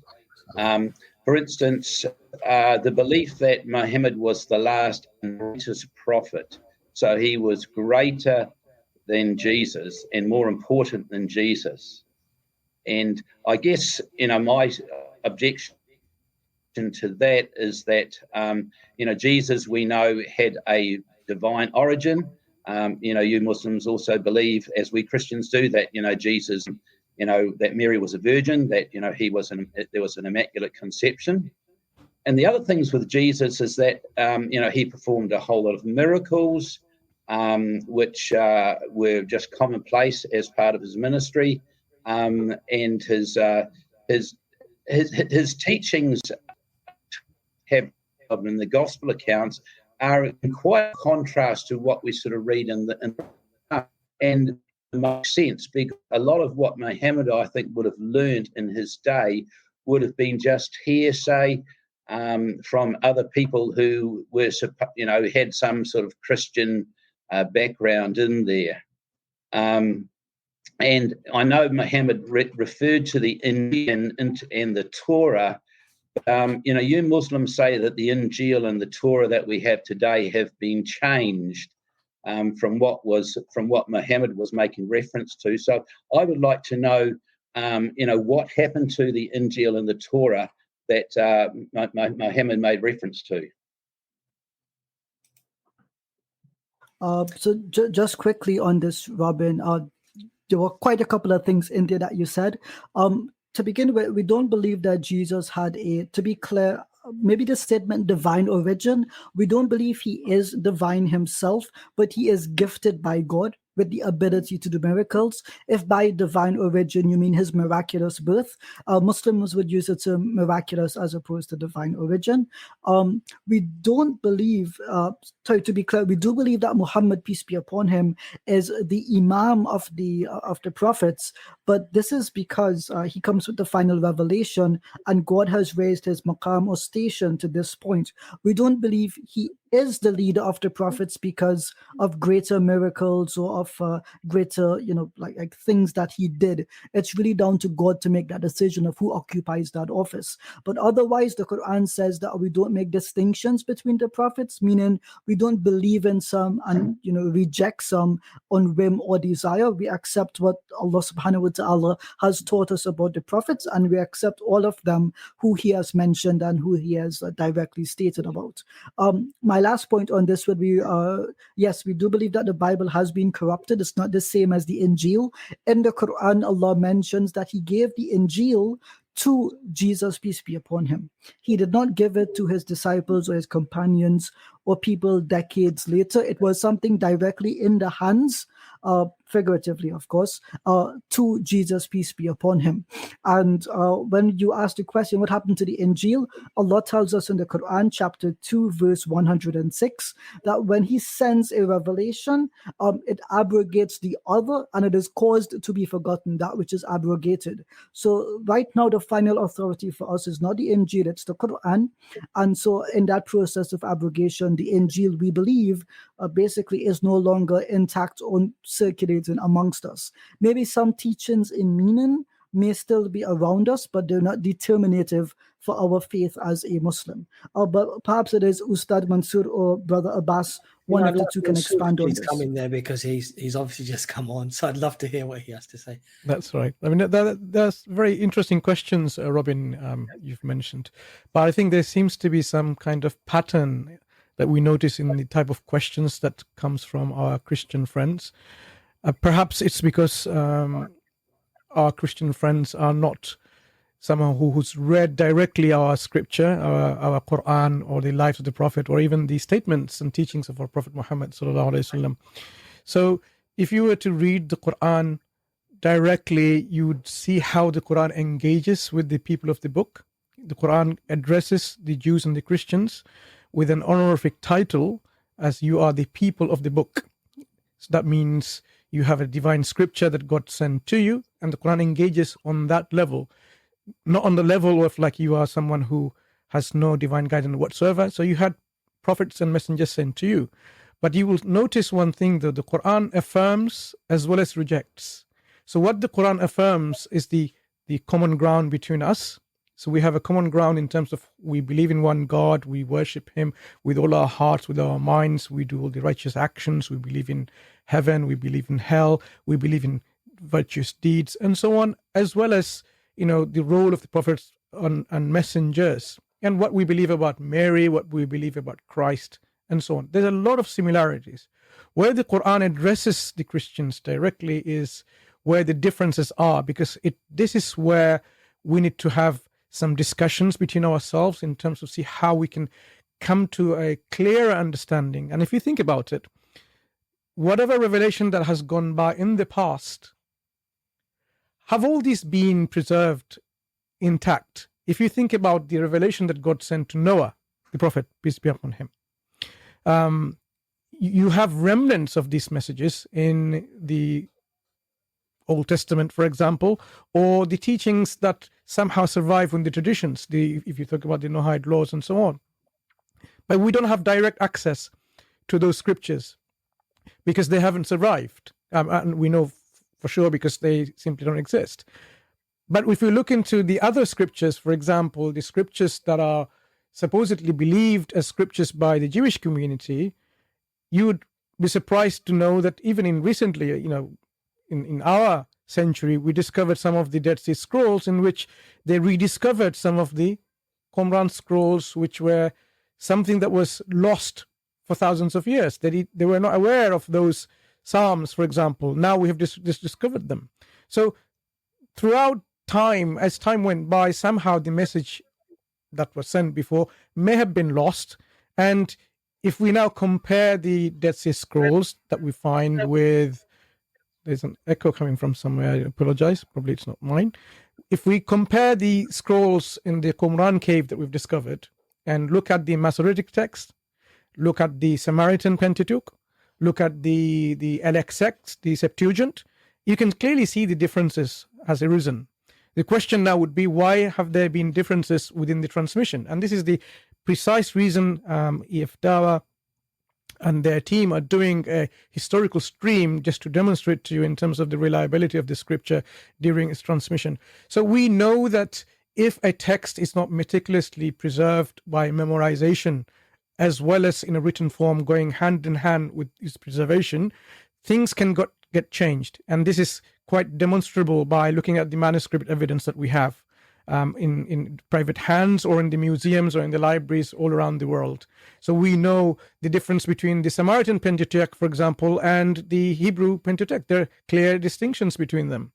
So when we address the issues about the similarities or differences within our scripture, how the Quran talks about the person of Christ and his message and so on, you have to understand that there is a possibility, even by looking at reason alone, that the historical, the guidance or the message of the gospel that Christ has preached may have been during its transmission somehow got changed.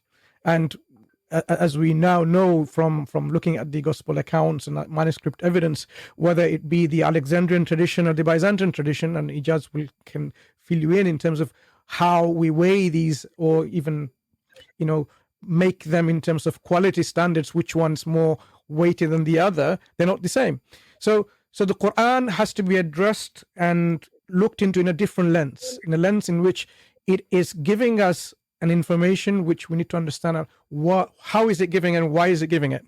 Because one thing for certain, as more and more scholars are looking into the Quranic narratives of Christ, Quranic narratives of the actual gospel message, they're coming to the agreement that this seems to fit with the historical Jesus.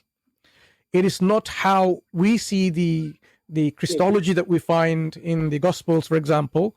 The Christian scholarship doesn't believe the Gospel of John, for example, is representing the message that Christ indeed preached. There's a higher Christology within that Gospel. Look at how the Quran presents it. So if you come to approach the Quran in this lens, you'll realize the Quran is actually making a critical point. I mean, then you realize, why is the Quran and how is the Quran able to do that? Why isn't the Quran just simply copying it? If the Quran was copying the information that was in the milieu at that time, in the historical milieu within the Arabian Peninsula, for example, why isn't the Quran copying that Christ was crucified? Why isn't the Quran copying exactly some of the things that you expect the Quran to copy? But instead, it's giving you some additional clarification that this isn't the case. And what we do find now, for example, in crucifixion example is an example where I think we can talk a lot about it, in the sense that we find the earlier Christian communities had this belief that Christ wasn't crucified in person, and our church fathers, not ours, your church fathers had to write volumes against these heretical Christians, which they heresies, because you don't write books and all your treatises against a group of Christians to refute them, because they came to become very prominent. So these belief, now we know, was prominent among the Christian communities at that time, believe that Christ wasn't crucified, and that's why, whether it was Origen or Irenaeus, they had to go and write to warn other Christians not to believe in this, and they were presenting some kind of orthodoxy. But if you have learned about, I'm sure you have, because this is your religion, there were many proto-orthodoxies. In fact, there wasn't such thing as Orthodox Christianity within the first few hundred years. And this is where we are saying you need to look at the Quran with the lens that, what is the possibility that this is a fresh divine revelation? What is the possibility that this revelation is coming from the same source, correcting the information that is there in the past that's gone by? Yeah, yes, okay. Robin, you're going to say something. That's your mantra, and the reason why it's your mantra is because that's the sort of dogma that you cling to. So you've got to sort of say that story, because anything that contradicts the Quran, you will actually sort of not accept as being true. So therefore, you have this confirmation bias. So everything that you're sort of looking at, and you're saying, rightio, if what the Bible says is in contradiction to what the Quran says, therefore the Bible is incorrect and the Quran is true. Even though the Quran came some 600 years, or in the case of Noah and other prophets, thousands of years, had passed by since that happened. So that's your confirmation bias. So therefore, you can't actively critique the Quran, because it disagrees with all the other historical record, not just as far as the crucifixion is concerned, not just what the New Testament says, but as you rightly say, there are the only, and I accept that there were a number of different Christian groups that rose up. Obviously, Marcion was one of the first ones, and there's quite a bit of pushback against what Marcion held to be true. So Marcion, as you probably he only accepted Luke's gospel, and he only was teaching. He sort of think that Christians should have to live under the Jewish laws and that sort of thing. You had a number of different Gnostic groups that had come about. So these kind of sort of sects and groups, they're kind of looking and saying, okay, what is the truth? What is the real truth? So having a sort of a different dialogue and having a different investigation into some of these things isn't necessarily something to be shunned and sort of pushed away from, but I think actually should be embraced. And let's go, and going back to your Dead Sea Scrolls reference, the sort of Qumran, yes, if you look at the Isaiah, there's two scrolls of Isaiah, and actually both of them have contradictions between them. So, but those contradictions are very, very minor, and they sort of don't sort of take away the sort of basic sort of theme of it. And same as sometimes, if we look at parts of the New Testament, okay, so there were difference between the Codex Vaticanus, there were difference between that and the Codex Sinaiticus and other things. You've got differences in the Latin Vulgate and some of these early manuscripts, but those differences are just very, very minor. They don't take away from the actual theme and understanding of human lostness and sin and that we sort of need redemption in Christ. So that's the general Christian message that still comes through in spite of some of the supposed interpolations. Now, those interpolations, I guess for me as a Christian, I've got to ask, were they deliberately added, or were they deliberately left out, or were they mistakenly left out of some of the text? And that text, having absolute 100% sort of the true text to me isn't actually the issue. The issue is basically my relationship and how I engage with God, and sort of my and my love for God, and my determining and following Him. And you as Muslims, you have your understanding of how you sort of you repeat these shahada, you pray 5 times a day, you do all these pillars of Islam, which are which to you is sort of good and true, because that's what the Quran and that's what Islam has sort of taught you to do. So those are sort of good and sort of meritorious things, but we've got to ask ourselves, okay, what is the truth? And when it comes to Jesus, his who was it? Rousseau. He wasn't a true follower of Christ, but he said, look, if the life and death of Socrates is that of a philosopher, then the life and death of Jesus must be that of a God. And it's not the actual death of Jesus; it's the it's what happened after the crucifixion. It basically, he rose from the dead on the third day, and that is the important thing.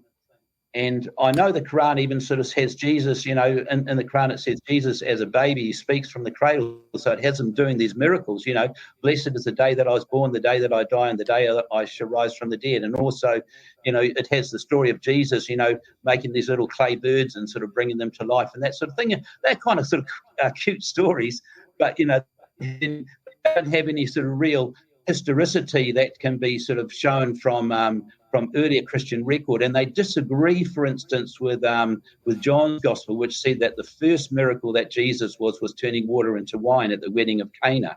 And yet the Quran has these miracles of Jesus speaking from the cradle and also making clay birds when he was a boy, which are, let's say, in contradiction to that earlier record that was written, 500, 600 years before.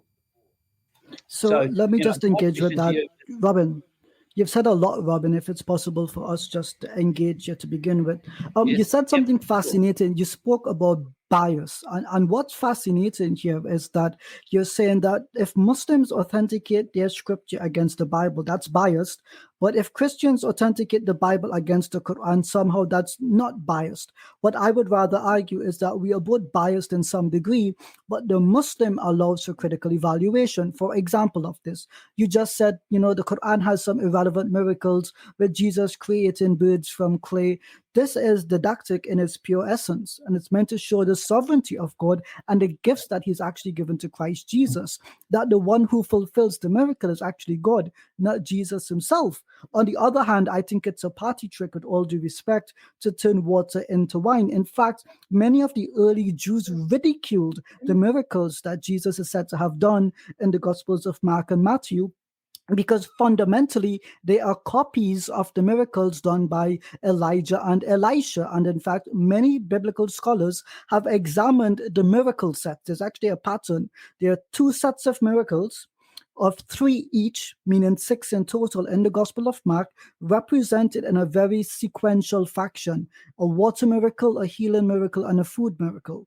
And so this is what we would call an aretology, literally mythical literature developed for the purpose of showing the greatness of someone. And this is what I would consider a cute story. This is what the scholars say about this. There is nothing grand about Jesus healing someone on behalf of God.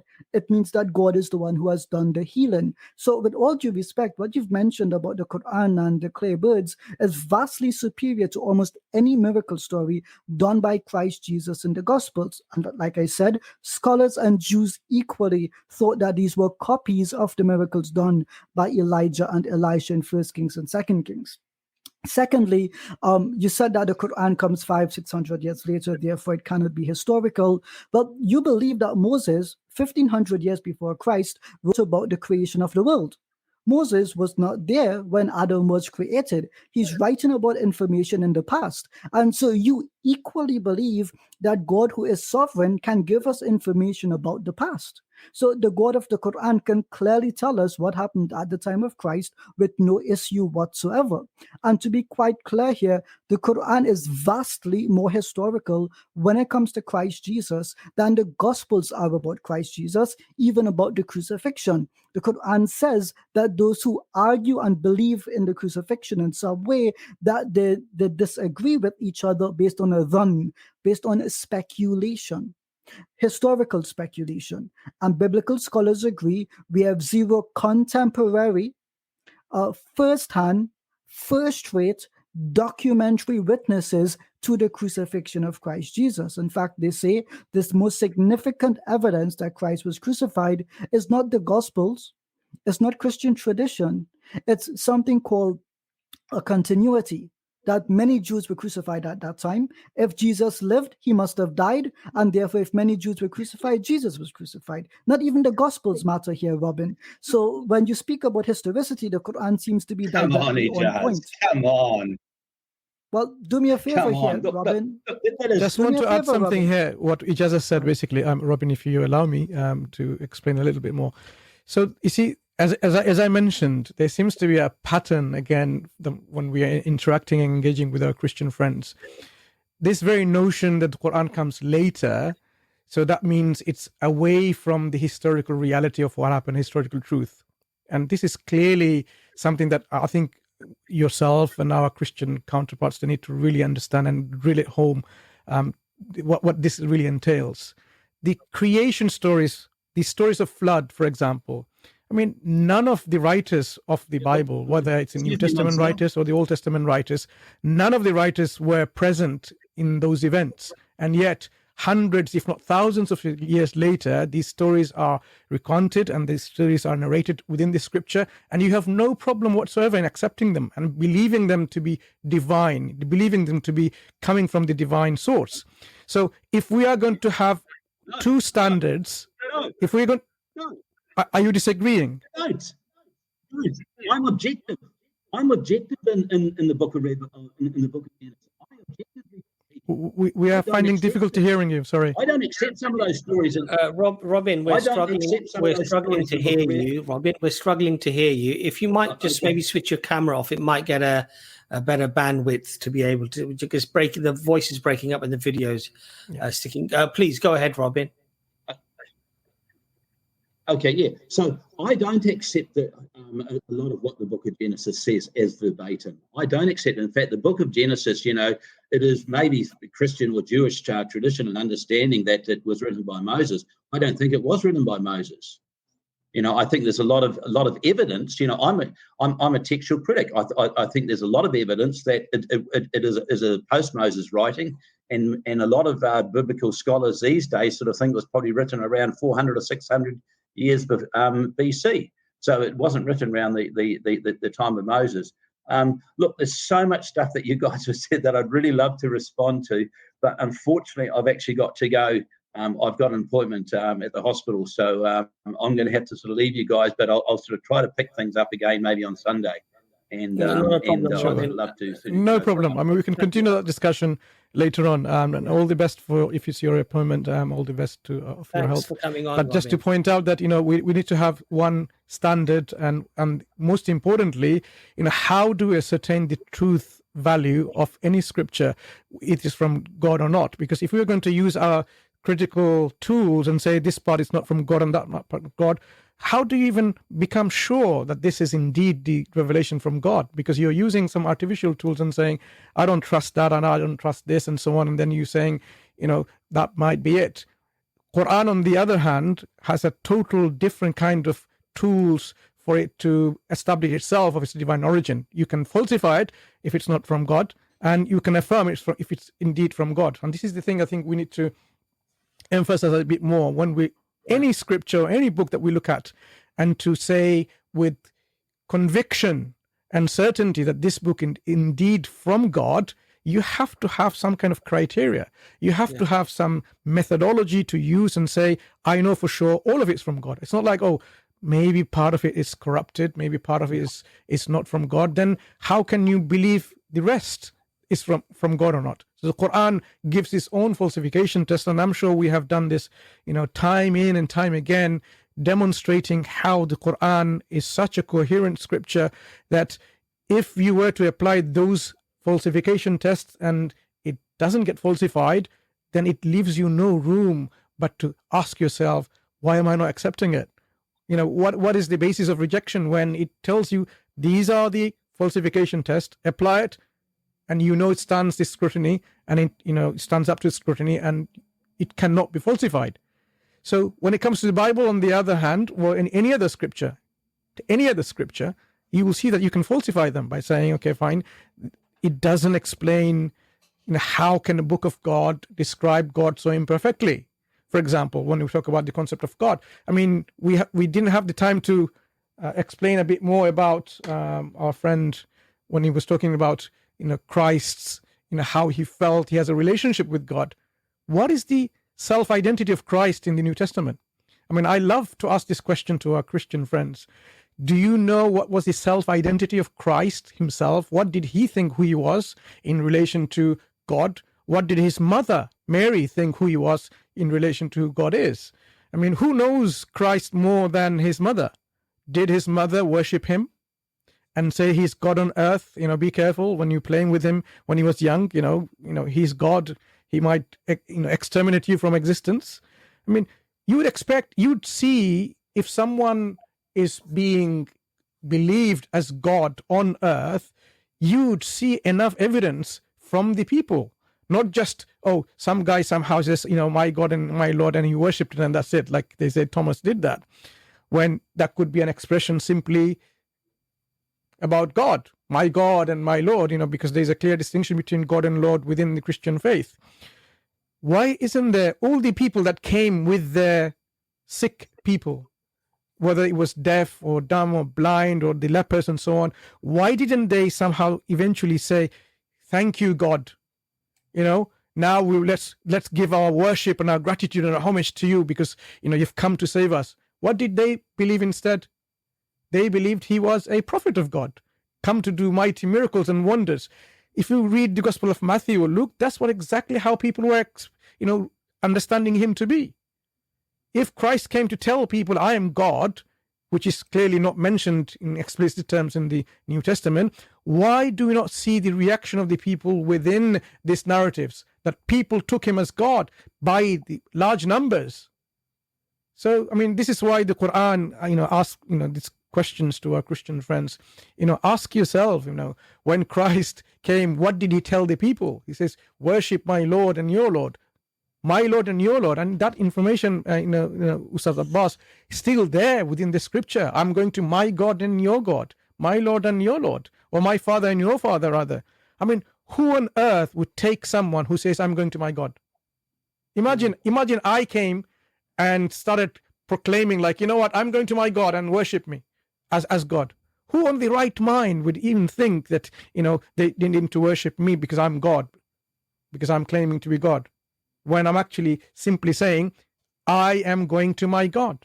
And that's clearly what is there in the Bible, in the New Testament. It's not that something like obscure hidden verses. Am I just making this up? Is there a biblical reference for this, Ijaz? It's there in the New Testament. Yeah.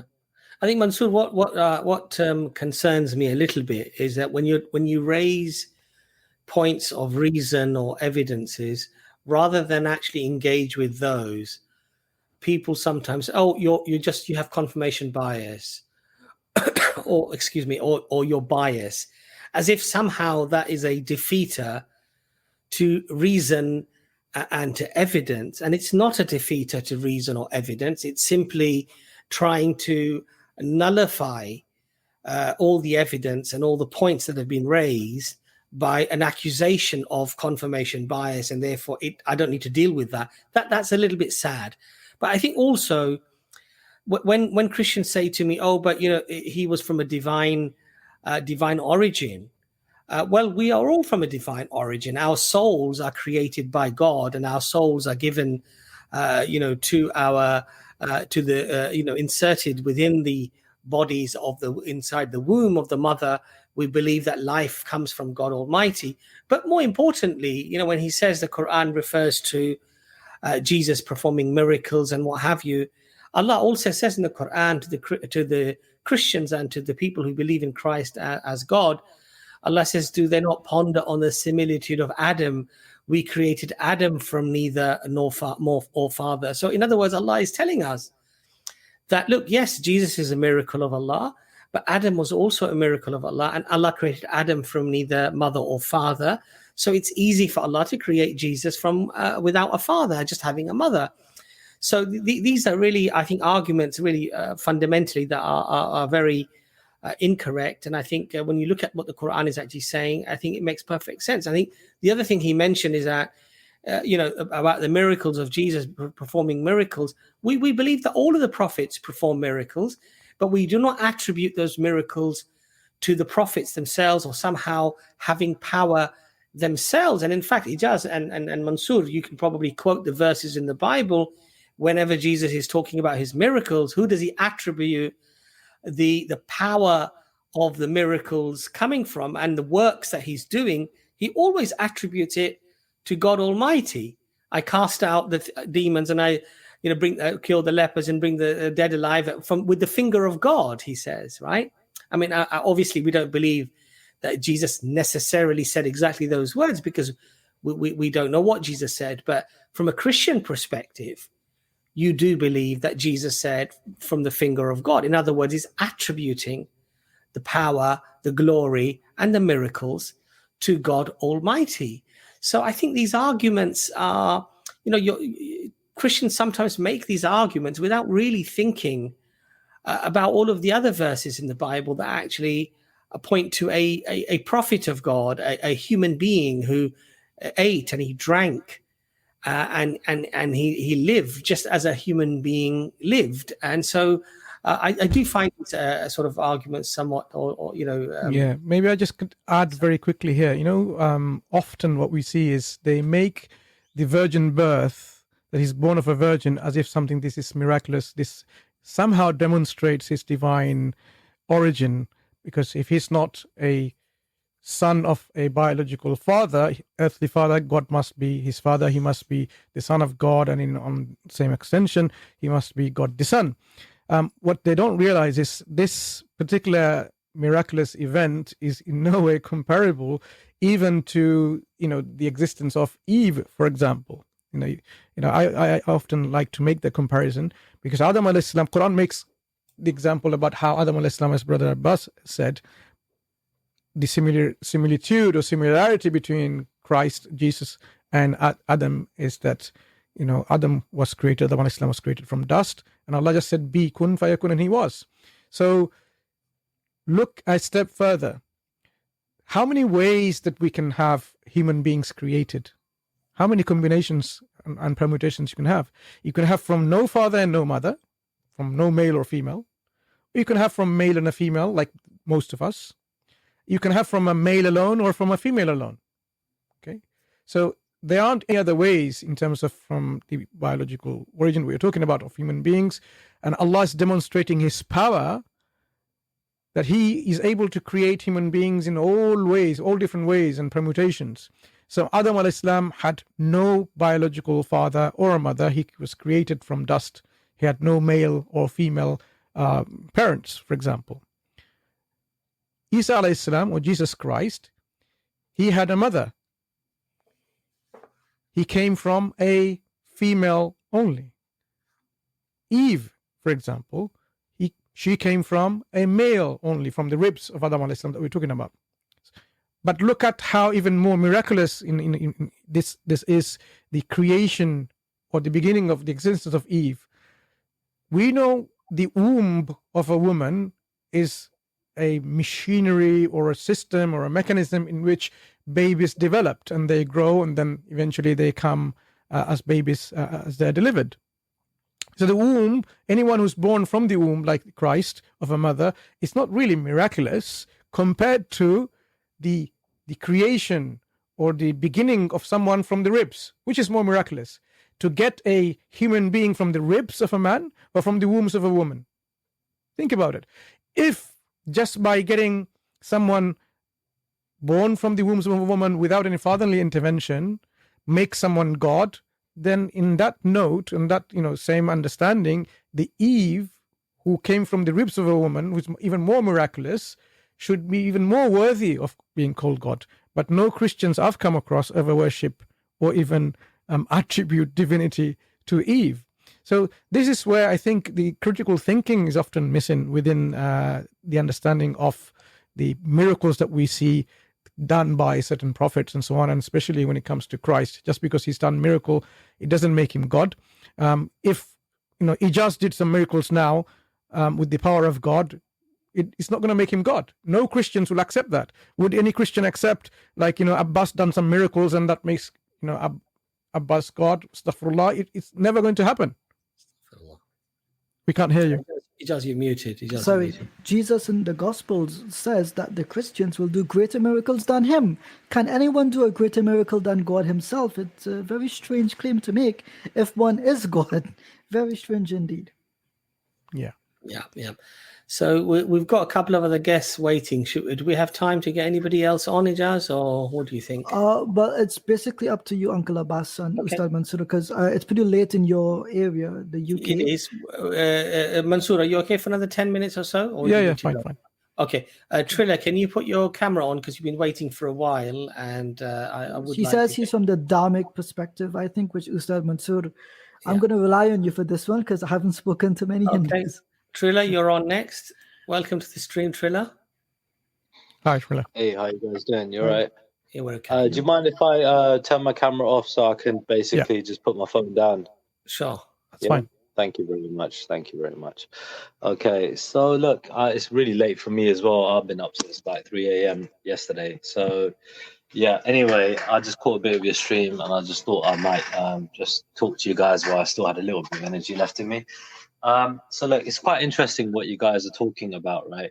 But it still seems to me that you guys are basically, are refuting, basically other faiths, And this is something, I come from a more dharmic perspective, right? I come from a Sikhi background, right? However, I would say that I'm not following Sikhi properly, right? So when it comes down to it, right, I've got a long way to go. My knowledge of Sikhi is very limited, and I choose not to, have debates with people in terms of like mine is better than yours, and refute other people's beliefs, right? From what I gather from the Sikhi understanding, right, we would implore a Muslim to become a better Muslim, and we would implore a Christian to become a better Christian, things like that. So I understand where you guys are coming from, looking for the ultimate truth in this regard, right? But generally speaking, looking at it from a dharmic point of view, comparing Islam, right, respectfully, I have to say that our beliefs are quite different, and we have to accept that they are always going to be different. And therefore, refuting one another is really and truly baseless, and it isn't going to really lead anywhere. This is my perspective on it. What do you guys think so far? Brother Mansoor, why don't you come in there first? Right. Thanks for sharing your thoughts. Just a few points, though. It's not about refuting. It's clarifying where the truth lies. So imagine you are a professor in a university of a particular subject. Now, if somebody has an opinion about you that actually you're actually a dancer rather than a professor, so if somebody wants to learn about something, say astrophysics, and you're supposed to be a professor of astrophysics, and the misconception is that you are actually a dancer, not a professor of astrophysics, you don't know anything about astrophysics, then people won't know. They will not even approach you to go and say, okay, well, he's just a dancer. How am I going to learn astrophysics from you?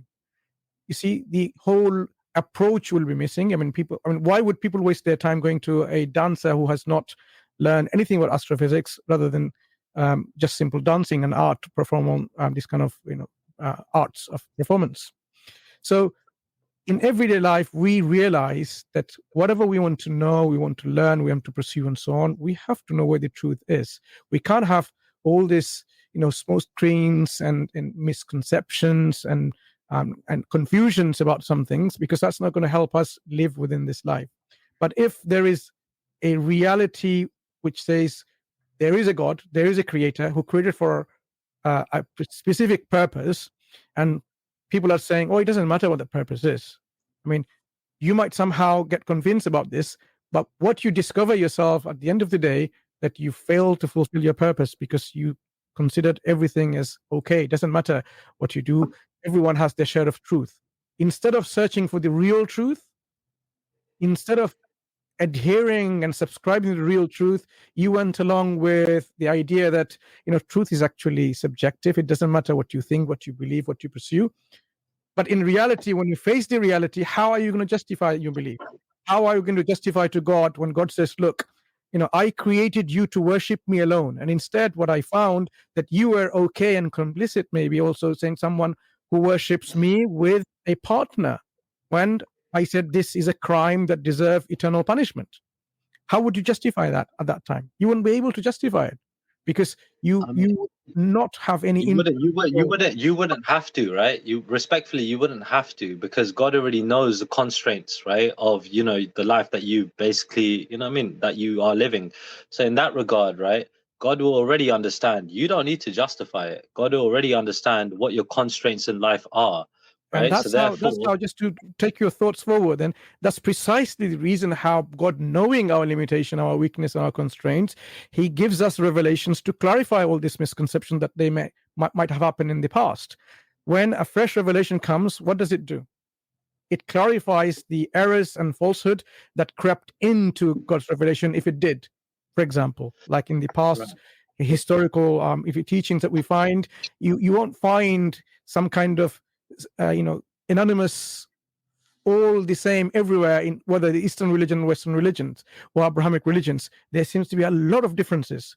So when Prophet Muhammad came, Prophet Muhammad came, and the Quran clarified that yes, God had sent consistent message of worshiping one God, but it's the people, for whatever reason, they have come away from worshiping this one God. So what this is, it's not a refutation, it's a clarification. So would you not want to be clarified? Would you not want to follow the truth when it's demystified?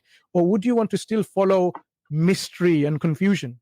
Which would be a better approach? Yeah, I don't mind people telling me what their beliefs are, right? But when it comes down to it, right, like I said, the looking at it objectively, looking at religion objectively, and which is the the right path in that regard, right? Again, we are all coming from, generally speaking, biased points of view, you know what I mean, right? Just us alone, right? So when it comes down to it, I'm completely fundamental in my belief, right? I completely believe that Sikhi is the ultimate way, right? However, you are going to believe that Islam is the ultimate way. So we are already coming from a biased point of view. Now, we can argue this objectively as much as possible, but we are still going to be biased, right? So if it was two people that were completely objective, right, who had absolutely no affiliation with any religion, then therefore they might be more objective in basically arguing which is the best way to go. So looking at it in that perspective would have to be the best way to go. So I appreciate, right, that I appreciate Islam, I appreciate Muslims, I appreciate people from many denominations, and I'm sure you would agree on this one point, that there is truth in every faith. Would you agree with that? There is some truth in every faith. Not ultimate truth, is some truth. Would you agree on that point? Okay, just address this point quickly, then we can let Brother Ijaz to share his thoughts on this. Now, whenever it comes about bias, the issues of bias, if we have evidence to substantiate our belief system, would you still call that bias? Again, you're going by certain context, right? No.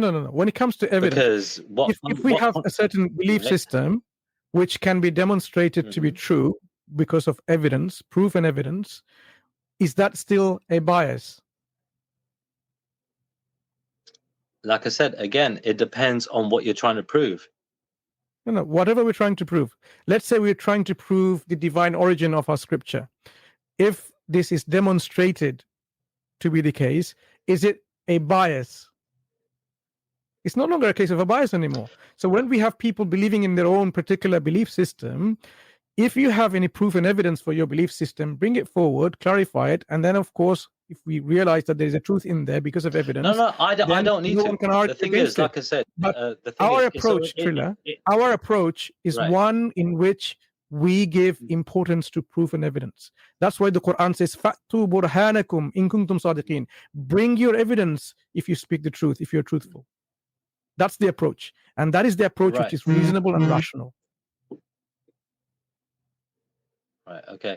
Look, guys. My battery ain't so great on this, right? I've just logged on my PC. Okay. Is it okay if I just if you put me up on this one and just take me off on this one? Is that okay?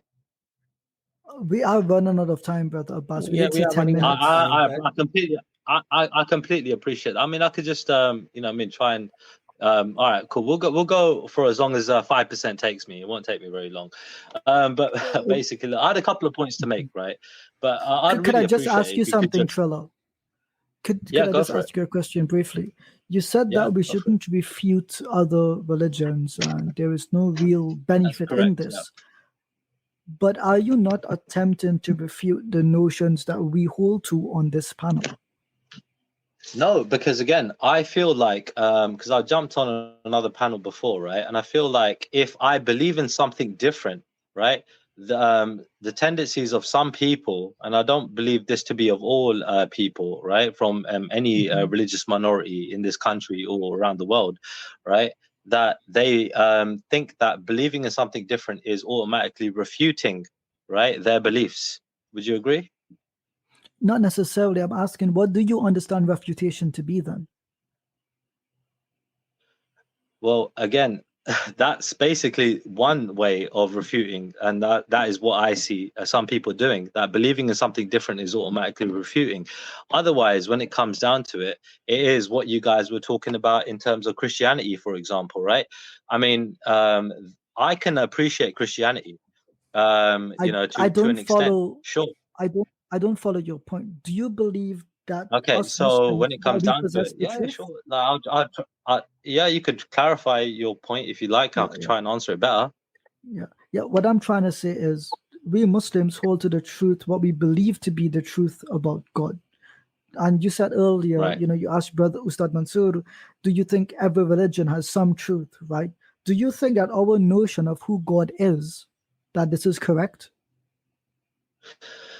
Well, again, then if I said no, right, that would be refuting. But if I said to you, you should do what your if I said to you, you should do what your faith teaches you to do, right? In that regard, right, that wouldn't automatically be a refuting. But Brother the thing is, sorry, Brother Trilla, we're really coming to the end of the stream. But all I would like to say to you very quickly, because I know your battery's running out as well, is that your notion that we, as a follower of Sikh religion, you would just tell a Christian to be a better Christian and a Muslim to be a better Muslim. The problem is that when two positions are mutually contradictory, i.e., they are claiming the exact opposite stance. In other words, what one is saying will condemn you to hell, is the other religion is saying that's going to be your actual salvation.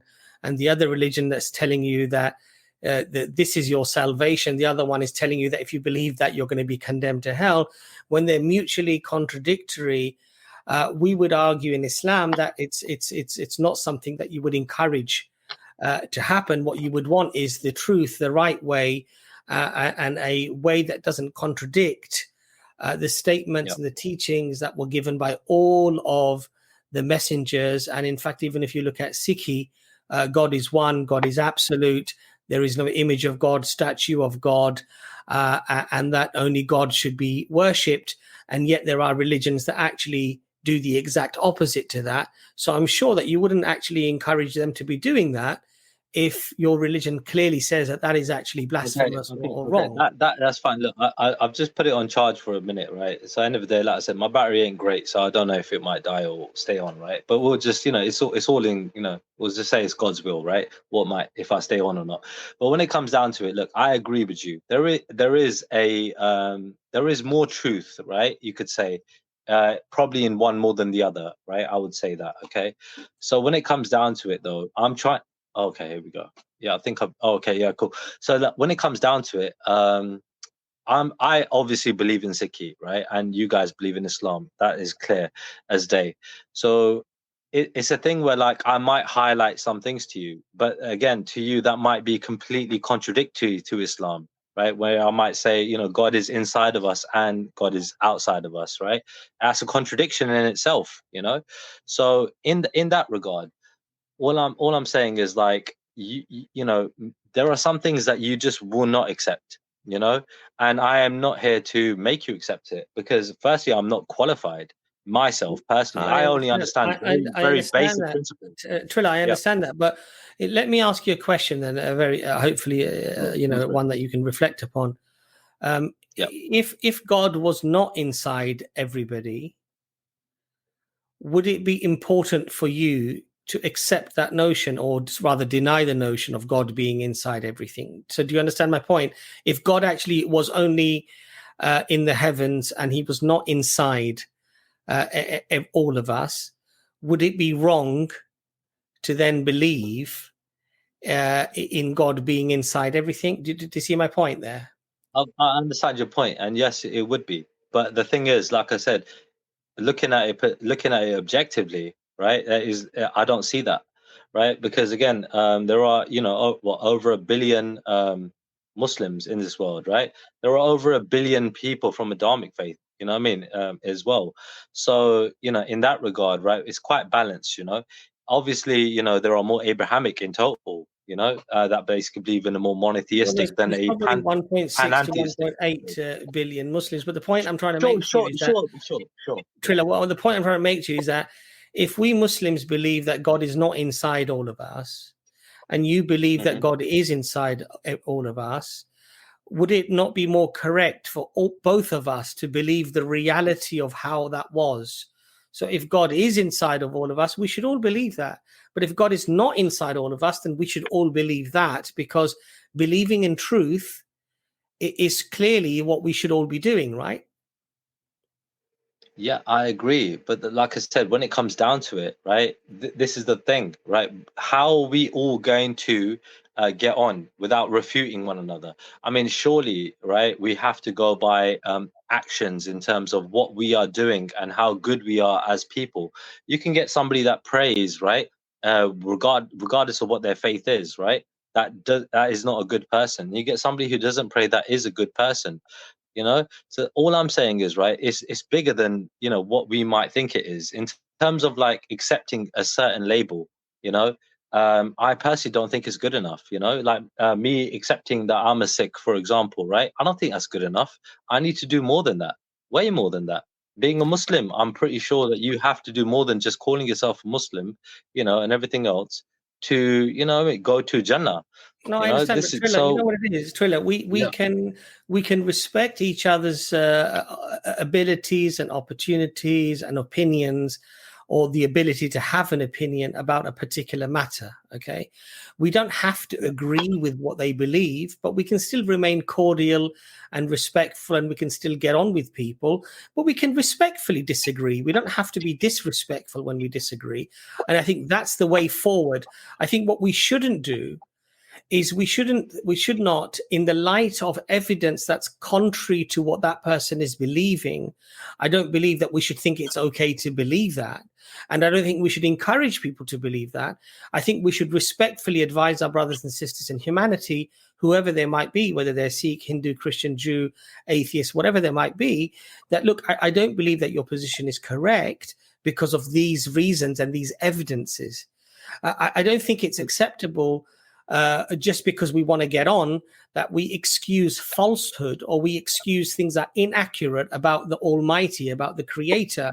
We should never have those. We should never sacrifice those fundamental core beliefs and principles, especially when they are established through evidence and through a careful consideration and contemplation. I don't think we should just throw them out in the hope of harmonizing the world, because the reality is, if it's not going to be that, Trilla, people will find something else to disunite us. But so, many Muslims don't do that. Many Muslims, right, do not go out refuting other faiths. Many Muslims, majority, I would say, right, just go on the concept of live and let live. Right, there are a few, right, who basically do challenge other faiths, right? And look, I believe sometimes it's important to challenge, right, in terms of like, people that are intellectual. This is why I wanted to talk to you, Abbas, right, specifically today, because I've heard you speak before, but when it comes down, particularly about a different topic that was not really about religion, is more about politics. But generally speaking, when it comes to religion, yeah, sure, like I believe intellectuals should get together and speak intellectually about a conversation like religion, like a sick intellectual, like for example me, I am not qualified really to make valid points, and argue these points. I can talk about very basic points, so when it comes down to it, I'm trying to highlight to you that these conversations should definitely be held, right, if not in private, first, like sure, in public, but at the same time with people who know and practice their faith properly. You know what I mean? I've told you I don't practice my faith, so it's a thing where like it's very, very crucial that we do this and not go by what a person from a certain denomination says, because he basically says he's from that faith. He might not, I personally might not recognize him as part of that faith because of his misdemeanors and so on and so forth. So it's really crucial that we don't set a bad precedence, right, for the whole community. This is my point to you, because we are better than that. Especially from my opinions of you, I think that you're better than that. Well, and I just wanted you to. I'm grateful for your opinions, but I can assure you that what you see on the screen is just me being very patient. In real life, I wish I was that patient, and certainly not an intellectual.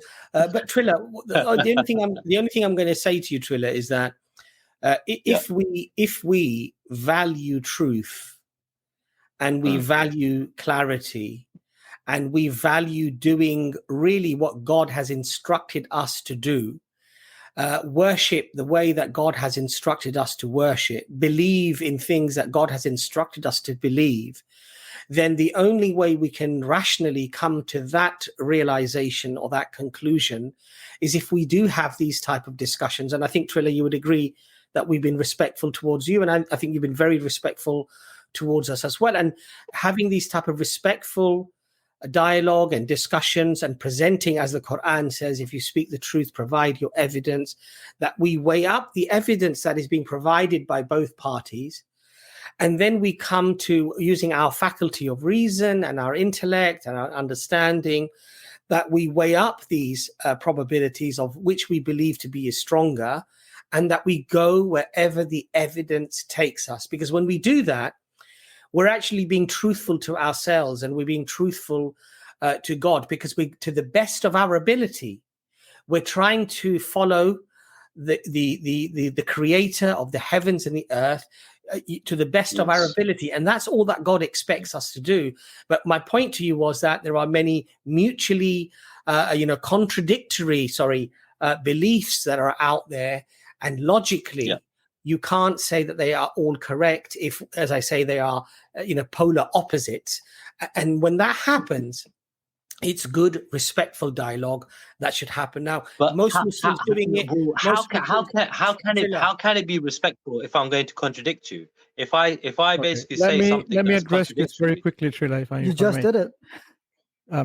Yeah, Trilla, no, but how am I going to? If I'm going to say something, I do apologize for interjecting, Trilla. I just want to share something with you. I apologize as well. Yeah. No worries. You don't have to apologize. We will apologize because I have interjected here. If I were to ask you that if you needed a heart operation, a heart surgery, a life-saving heart surgery, would you just simply go to a surgeon without knowing that surgeon is capable, competent, and actually a registered professional who knows what he's doing? Yeah. Or would you simply just say... Yeah.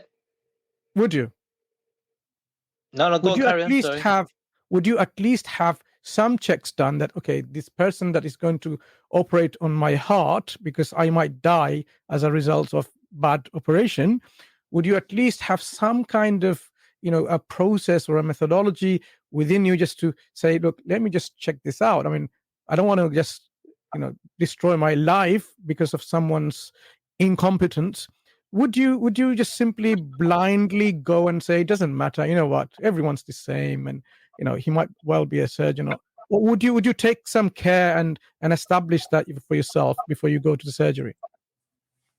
Yeah. Okay. So I would like to pose that question back to you and ask you. Before you do that, Oh yeah. But Triller, I know. It's a sincere question, and I have a follow-up question after that. I mean, if you ask, okay, right, that's fine. You don't have to answer if you don't want to. I'm trying to answer your question, right? When it comes down to it, right? Having the knowledge is great, you know, being a heart surgeon. But if they got a shaky hand, right? Would you rather go to somebody who has a shaky hand or somebody with a steady hand? Yeah. So let me answer this question then. If you want me to answer it, I wouldn't trust a surgeon who is not competent and who is not knowledgeable. So a shaky hand is a sign of incompetence here in this case, because he, you know, cut my artery here and then, and make me dead in the process, for example. So it has to be someone who I know is well, capable of performing this surgery in a way, and they have the knowledge of anatomy and physiology, and they know exactly what they're doing. Not only a good professional, but also not incompetent, because they're shaking their hands. So that comes along with it. We do this exercise in everything that we do in our life, in our mundane life, and when it comes to our life and death situation like this, we would be very, very careful. Take that and extend this to your eventual, your ultimate abode, your ultimate success, which is not this life, but for an eternal life. Would you really not care about your eternal life and just believe in anything and everything and say, it doesn't matter what you believe. It doesn't matter, if you take this path or that path, you be a good Christian, you be a good Muslim. The risk is there that, by following a particular path, you might ruin your life, your eternal life. So if you want your eternal life to be a successful one, you need to take due care and find out who indeed is there to believe in, who's going to give you this eternal life. So you have to have the right concept of God, you have to have the right concept of conduct, and so on and so forth. So it is imperative that we actually go and scrutinize and verify which is the true reality or true picture of guidance of the reality from a divine source. It is imperative. It's not simply, we are content with, doesn't matter which path you take. I hear this a lot of time. It is not going to save you ultimately, because your eternal success relies on the correct path to follow. So there are not hundreds of paths to God. There is only one direct path to God. The difference is, right, really and truly, is the label and recognizing the source in that regard. This is the major difference. And I personally don't believe that this is fundamental, because I think that it's more to do with what you're doing in this life, more than anything else. What you're thinking, right? What you're speaking and what you're doing, right? Your actions. Triller, I'll tell you why I disagree. Why? I'll tell you why I disagree, Triller.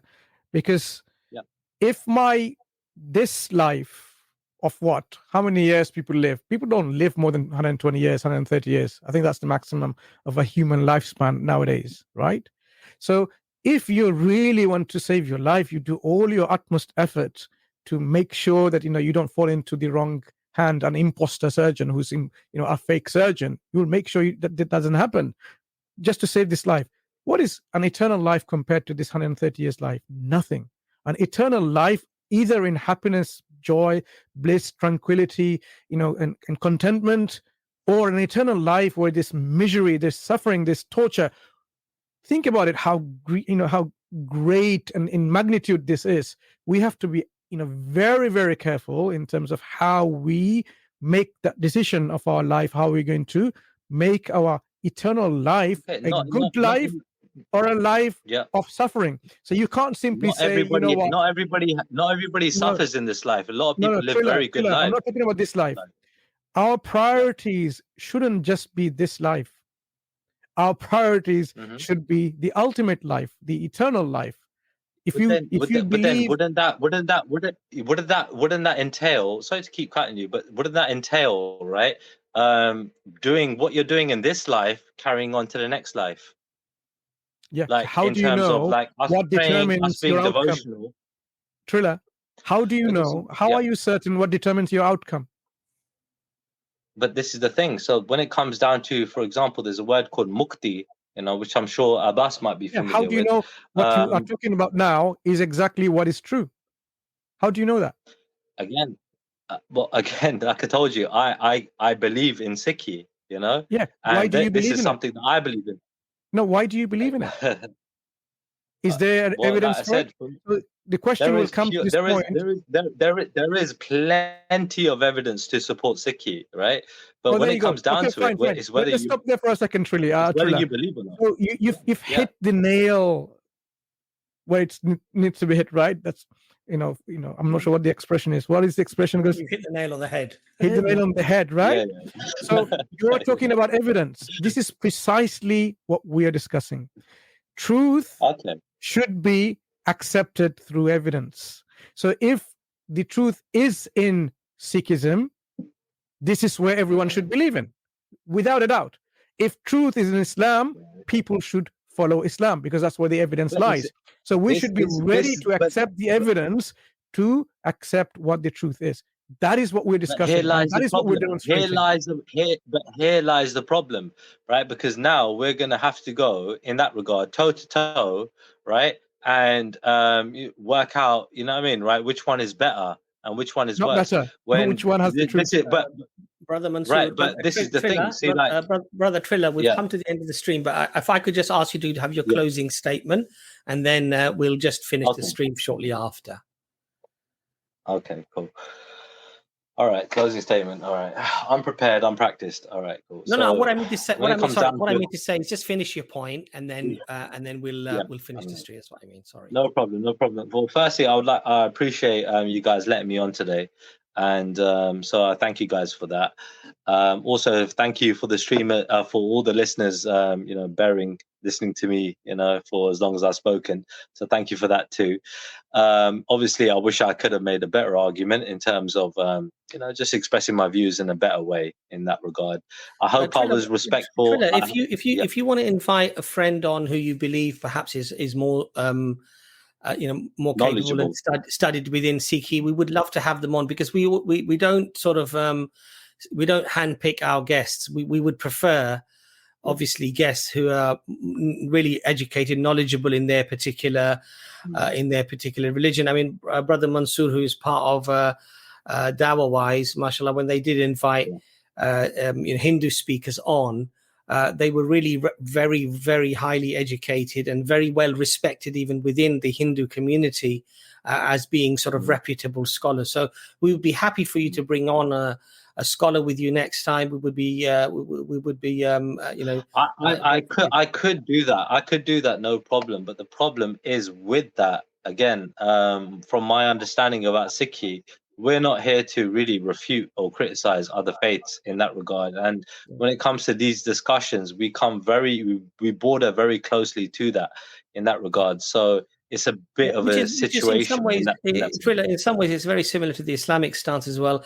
We're not supposed to criticize in a way to belittle or humiliate or be disrespectful to other faiths, even if it's people who are idolaters. We're not supposed to debate with them by ridicule and bad manners. In fact, the Quran warns us again and encourages us to always respond with that which is better. So it's very similar to in many ways to our own beliefs. But Triller, thank you so much for coming on. It was a really pleasure to have you on. I appreciate you guys having me. Thank you very much. Thank you, brother. Bye bye. Thank you. Nice talking to you. Take care. Okay, alhamdulillah, we've we went over a half an hour because obviously we started late and we had a bit of a disruption. But Brother Mansour, Jazakallah khair for coming on to the stream. Really lovely to have you on, and we need to have you on more often, inshallah. Any closing statements from you and Ijaz before we go, inshallah? Okay, very briefly from me then. It's been a pleasure, being with you, and an honor and a privilege to be with you, and especially with our Ijaz Ditrini. I would like all our Muslim brothers and sisters to make special dua for Ijaz Ditrini so that Allah alleviates his problems that he's having. and inshallah, Allah will give you that, because we have firm faith in Allah's powers. So, do not lose any hope and continue what you're doing, and you're a blessing to the ummah. This is to the least I can say. And to Brother Abbas, mashallah, the amount of work that you put in terms of all of these activities that you're doing, live stream and so on, we just hope that Allah blesses your work and, gives you the knowledge and the resources to continue this, and all that thing that we just witnessed today in terms of how people trying to sabotage your efforts. They won't be able to be successful. So what we need now is more robust way of combating those kind of attacks people are having online on our streams, and learn from experiences and share with other platforms, inshallah, so that people don't do that. Actually, mashallah, just on that point, Mansoor, just to remind you, just so in case I forget, inshallah, mashallah, Dr. Imran did, and he has made up a screen which we can actually overlay onto our guests, and I think from future we're probably going to do that. So their little fun and games were short-lived. We will have that filter over it, and until we fully verify the guests and we're pretty sure that the guest is there, we've identified them, they're not going to get on. But sorry, Brother Mansoor, please finish. No, that's fine. Absolutely. And lastly, to the listeners, to the audience, we are doing this mainly for you. Okay, we're not somehow trying to demonstrate our experience, our knowledge, that we know something better than you and so on.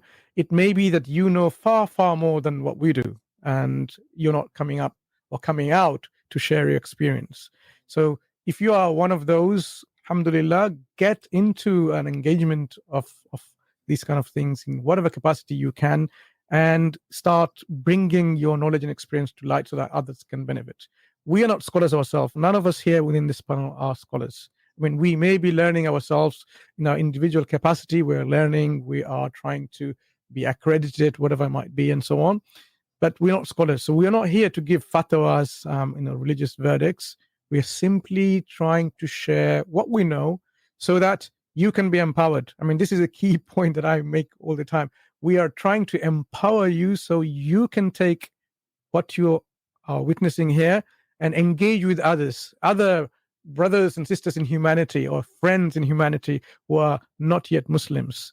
I don't say they are non-Muslims. I would say they are not yet Muslims. We want to share the beauty, the truth, the justice of Islam, so that people can see it for themselves, and it becomes an eye-opener, because often people are not exposed to Islam. People, they hear only from the other media outlets. Now we have an opportunity that this is like our own media outlet, our social media outlets. We have a voice. So we can present Islam and we can disseminate that information globally. It's within the reach of people somewhere, in a far remote village in Africa. You will be surprised they can hear and see these things. So our viewers, we appreciate your engagement with us. We appreciate that you are constantly, following us, and you're listening to us, you're learning with us. Whatever you learn, put that into practice. Share it with your non-Muslim friends. Share it with your Muslim friends, so that your iman is boosted, you become better Muslims, and you encourage others to look into Islam. Because if that's the case, alhamdulillah, we are doing what is at least required of us as a fardun kifaya, as a collective duty of conveying to Islam as ambassadors of Islam.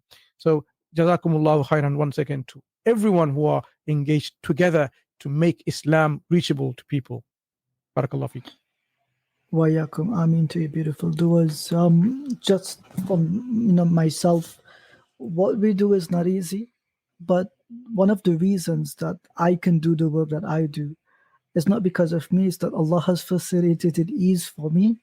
And knowing brothers like Ustad Mansoor, Ustad Hashim, Ustad Abbas, mashallah, I've only met these brothers personally for a very brief period of time, but we've known each other for years, via the internet and our relationships. And one of the greatest blessings of Allah is just knowing you brothers and seeing the sincerity and the hard work you put in for the sake of the deen. These things cannot be forgotten. And I'm always happy to say that your successes are our successes, because you are fantastic ambassadors for Islam. Your politeness, your love, and your courage for others, I think, is very admirable. And I really pray and hope when our time reaches its end, that you, the viewers, understand that, like Ustad Mansoor, we did this sincerely for the sake of Allah, for your benefit, so that your children and our children will preserve this beautiful deen and establish justice and peace in the land. May Allah forbid from us apostasy and kufr and evil and any of these things. Ameen. And may He grant us mercy and truth and a fear in all of our affairs. Ameen. If I may just say one more thing, please pray for our beloved brother Dennis Kruger. It's been 51 days since he's left us, and the hole in our hearts can never be filled. And if we can also make du'as for our beloved Dr. Imran, who is unwell at the moment, yet still came to the stream today. Please do. Yeah, no, mashallah, he went onto the stream earlier with EFDawah because we did an Urdu stream.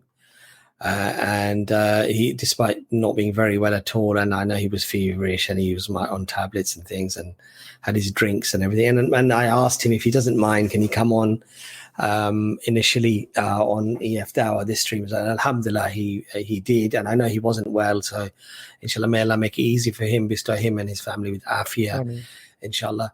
Brothers and sisters, these streams are not meant to critique other religions or criticize other religions in a disrespectful way, in a demeaning way, as a creation of God Almighty, of Allah subhanahu wa ta'ala. We should have empathy and love for our brothers and sisters in humanity. We don't want them on the Day of Judgment to come to us and say, I met you, I saw you, I knew you, and you never told me about Islam. You could have saved me from the punishment today, but you decided not to help me. You decided not to give this new news to me. And may Allah forgive us. Even, just because we're on the stream, it doesn't mean we're astaghfirullah, we're perfect, or that we do dawah to everyone that we should be doing. We've probably missed many people as well, subhanAllah. So, but what little we do, we thank Allah for. And whatever good we've said is from Allah subhanahu wa ta'ala. Whatever is incorrect or wrong is from ourselves. May Allah forgive us, please. And at times we make mistakes, and the brothers and sisters, they do correct us, and alhamdulillah, we don't look at it as criticism. We look at it as help. I quoted a hadith on the last stream that one of the brothers pointed out. Actually, the hadith is weak, it's da'if. I checked it, he was right, and I had to retract it. And that's, we have to learn this way. If we make mistakes, we must retract our mistakes. But inshallah ta'ala, the streams are out of empathy and concern for humanity, for our brothers and sisters, those who are already Muslims, and possibly they want to learn more about Islam and hopefully, inshallah, solidify, strengthen their iman. And for brothers and sisters who actually are not religious, but maybe they're just contemplating, or they're interested to find out, or to sort of compare ideas. But ultimately, alhamdulillah, Islam is about aql, using your intellect, and naql, to do as you're told, to do as you're instructed. But we engage both things. We believe in the seen, as Allah says in the Quran, but we also believe in the unseen. We verify the seen with our aql, alhamdulillah, and this is what Islam is about: to contemplate, to think, to reflect, to investigate, to sort of really scrutinize the ideas and the text. And alhamdulillah, we do that. And once we're intellectually convinced, alhamdulillah, whatever it then says to us to do, alhamdulillah, we do, and we don't have a problem with, because we verify the sources from Allah subhanahu wa ta'ala. May Allah, inshallah, keep us all on the straight path, on the path of iman, inshallah, and maybe inshallah live as Muslims, as believers, and die as Muslims, and be resurrected, inshallah ta'ala, with the Prophet Muhammad sallallahu alaihi wasallam and the companions, and all our fellow, inshallah, Muslims. Jazakallah khair for joining us. And with that, I'd like to just say to all of the brothers and sisters, Assalamu alaikum wa rahmatullahi wa barakatuh.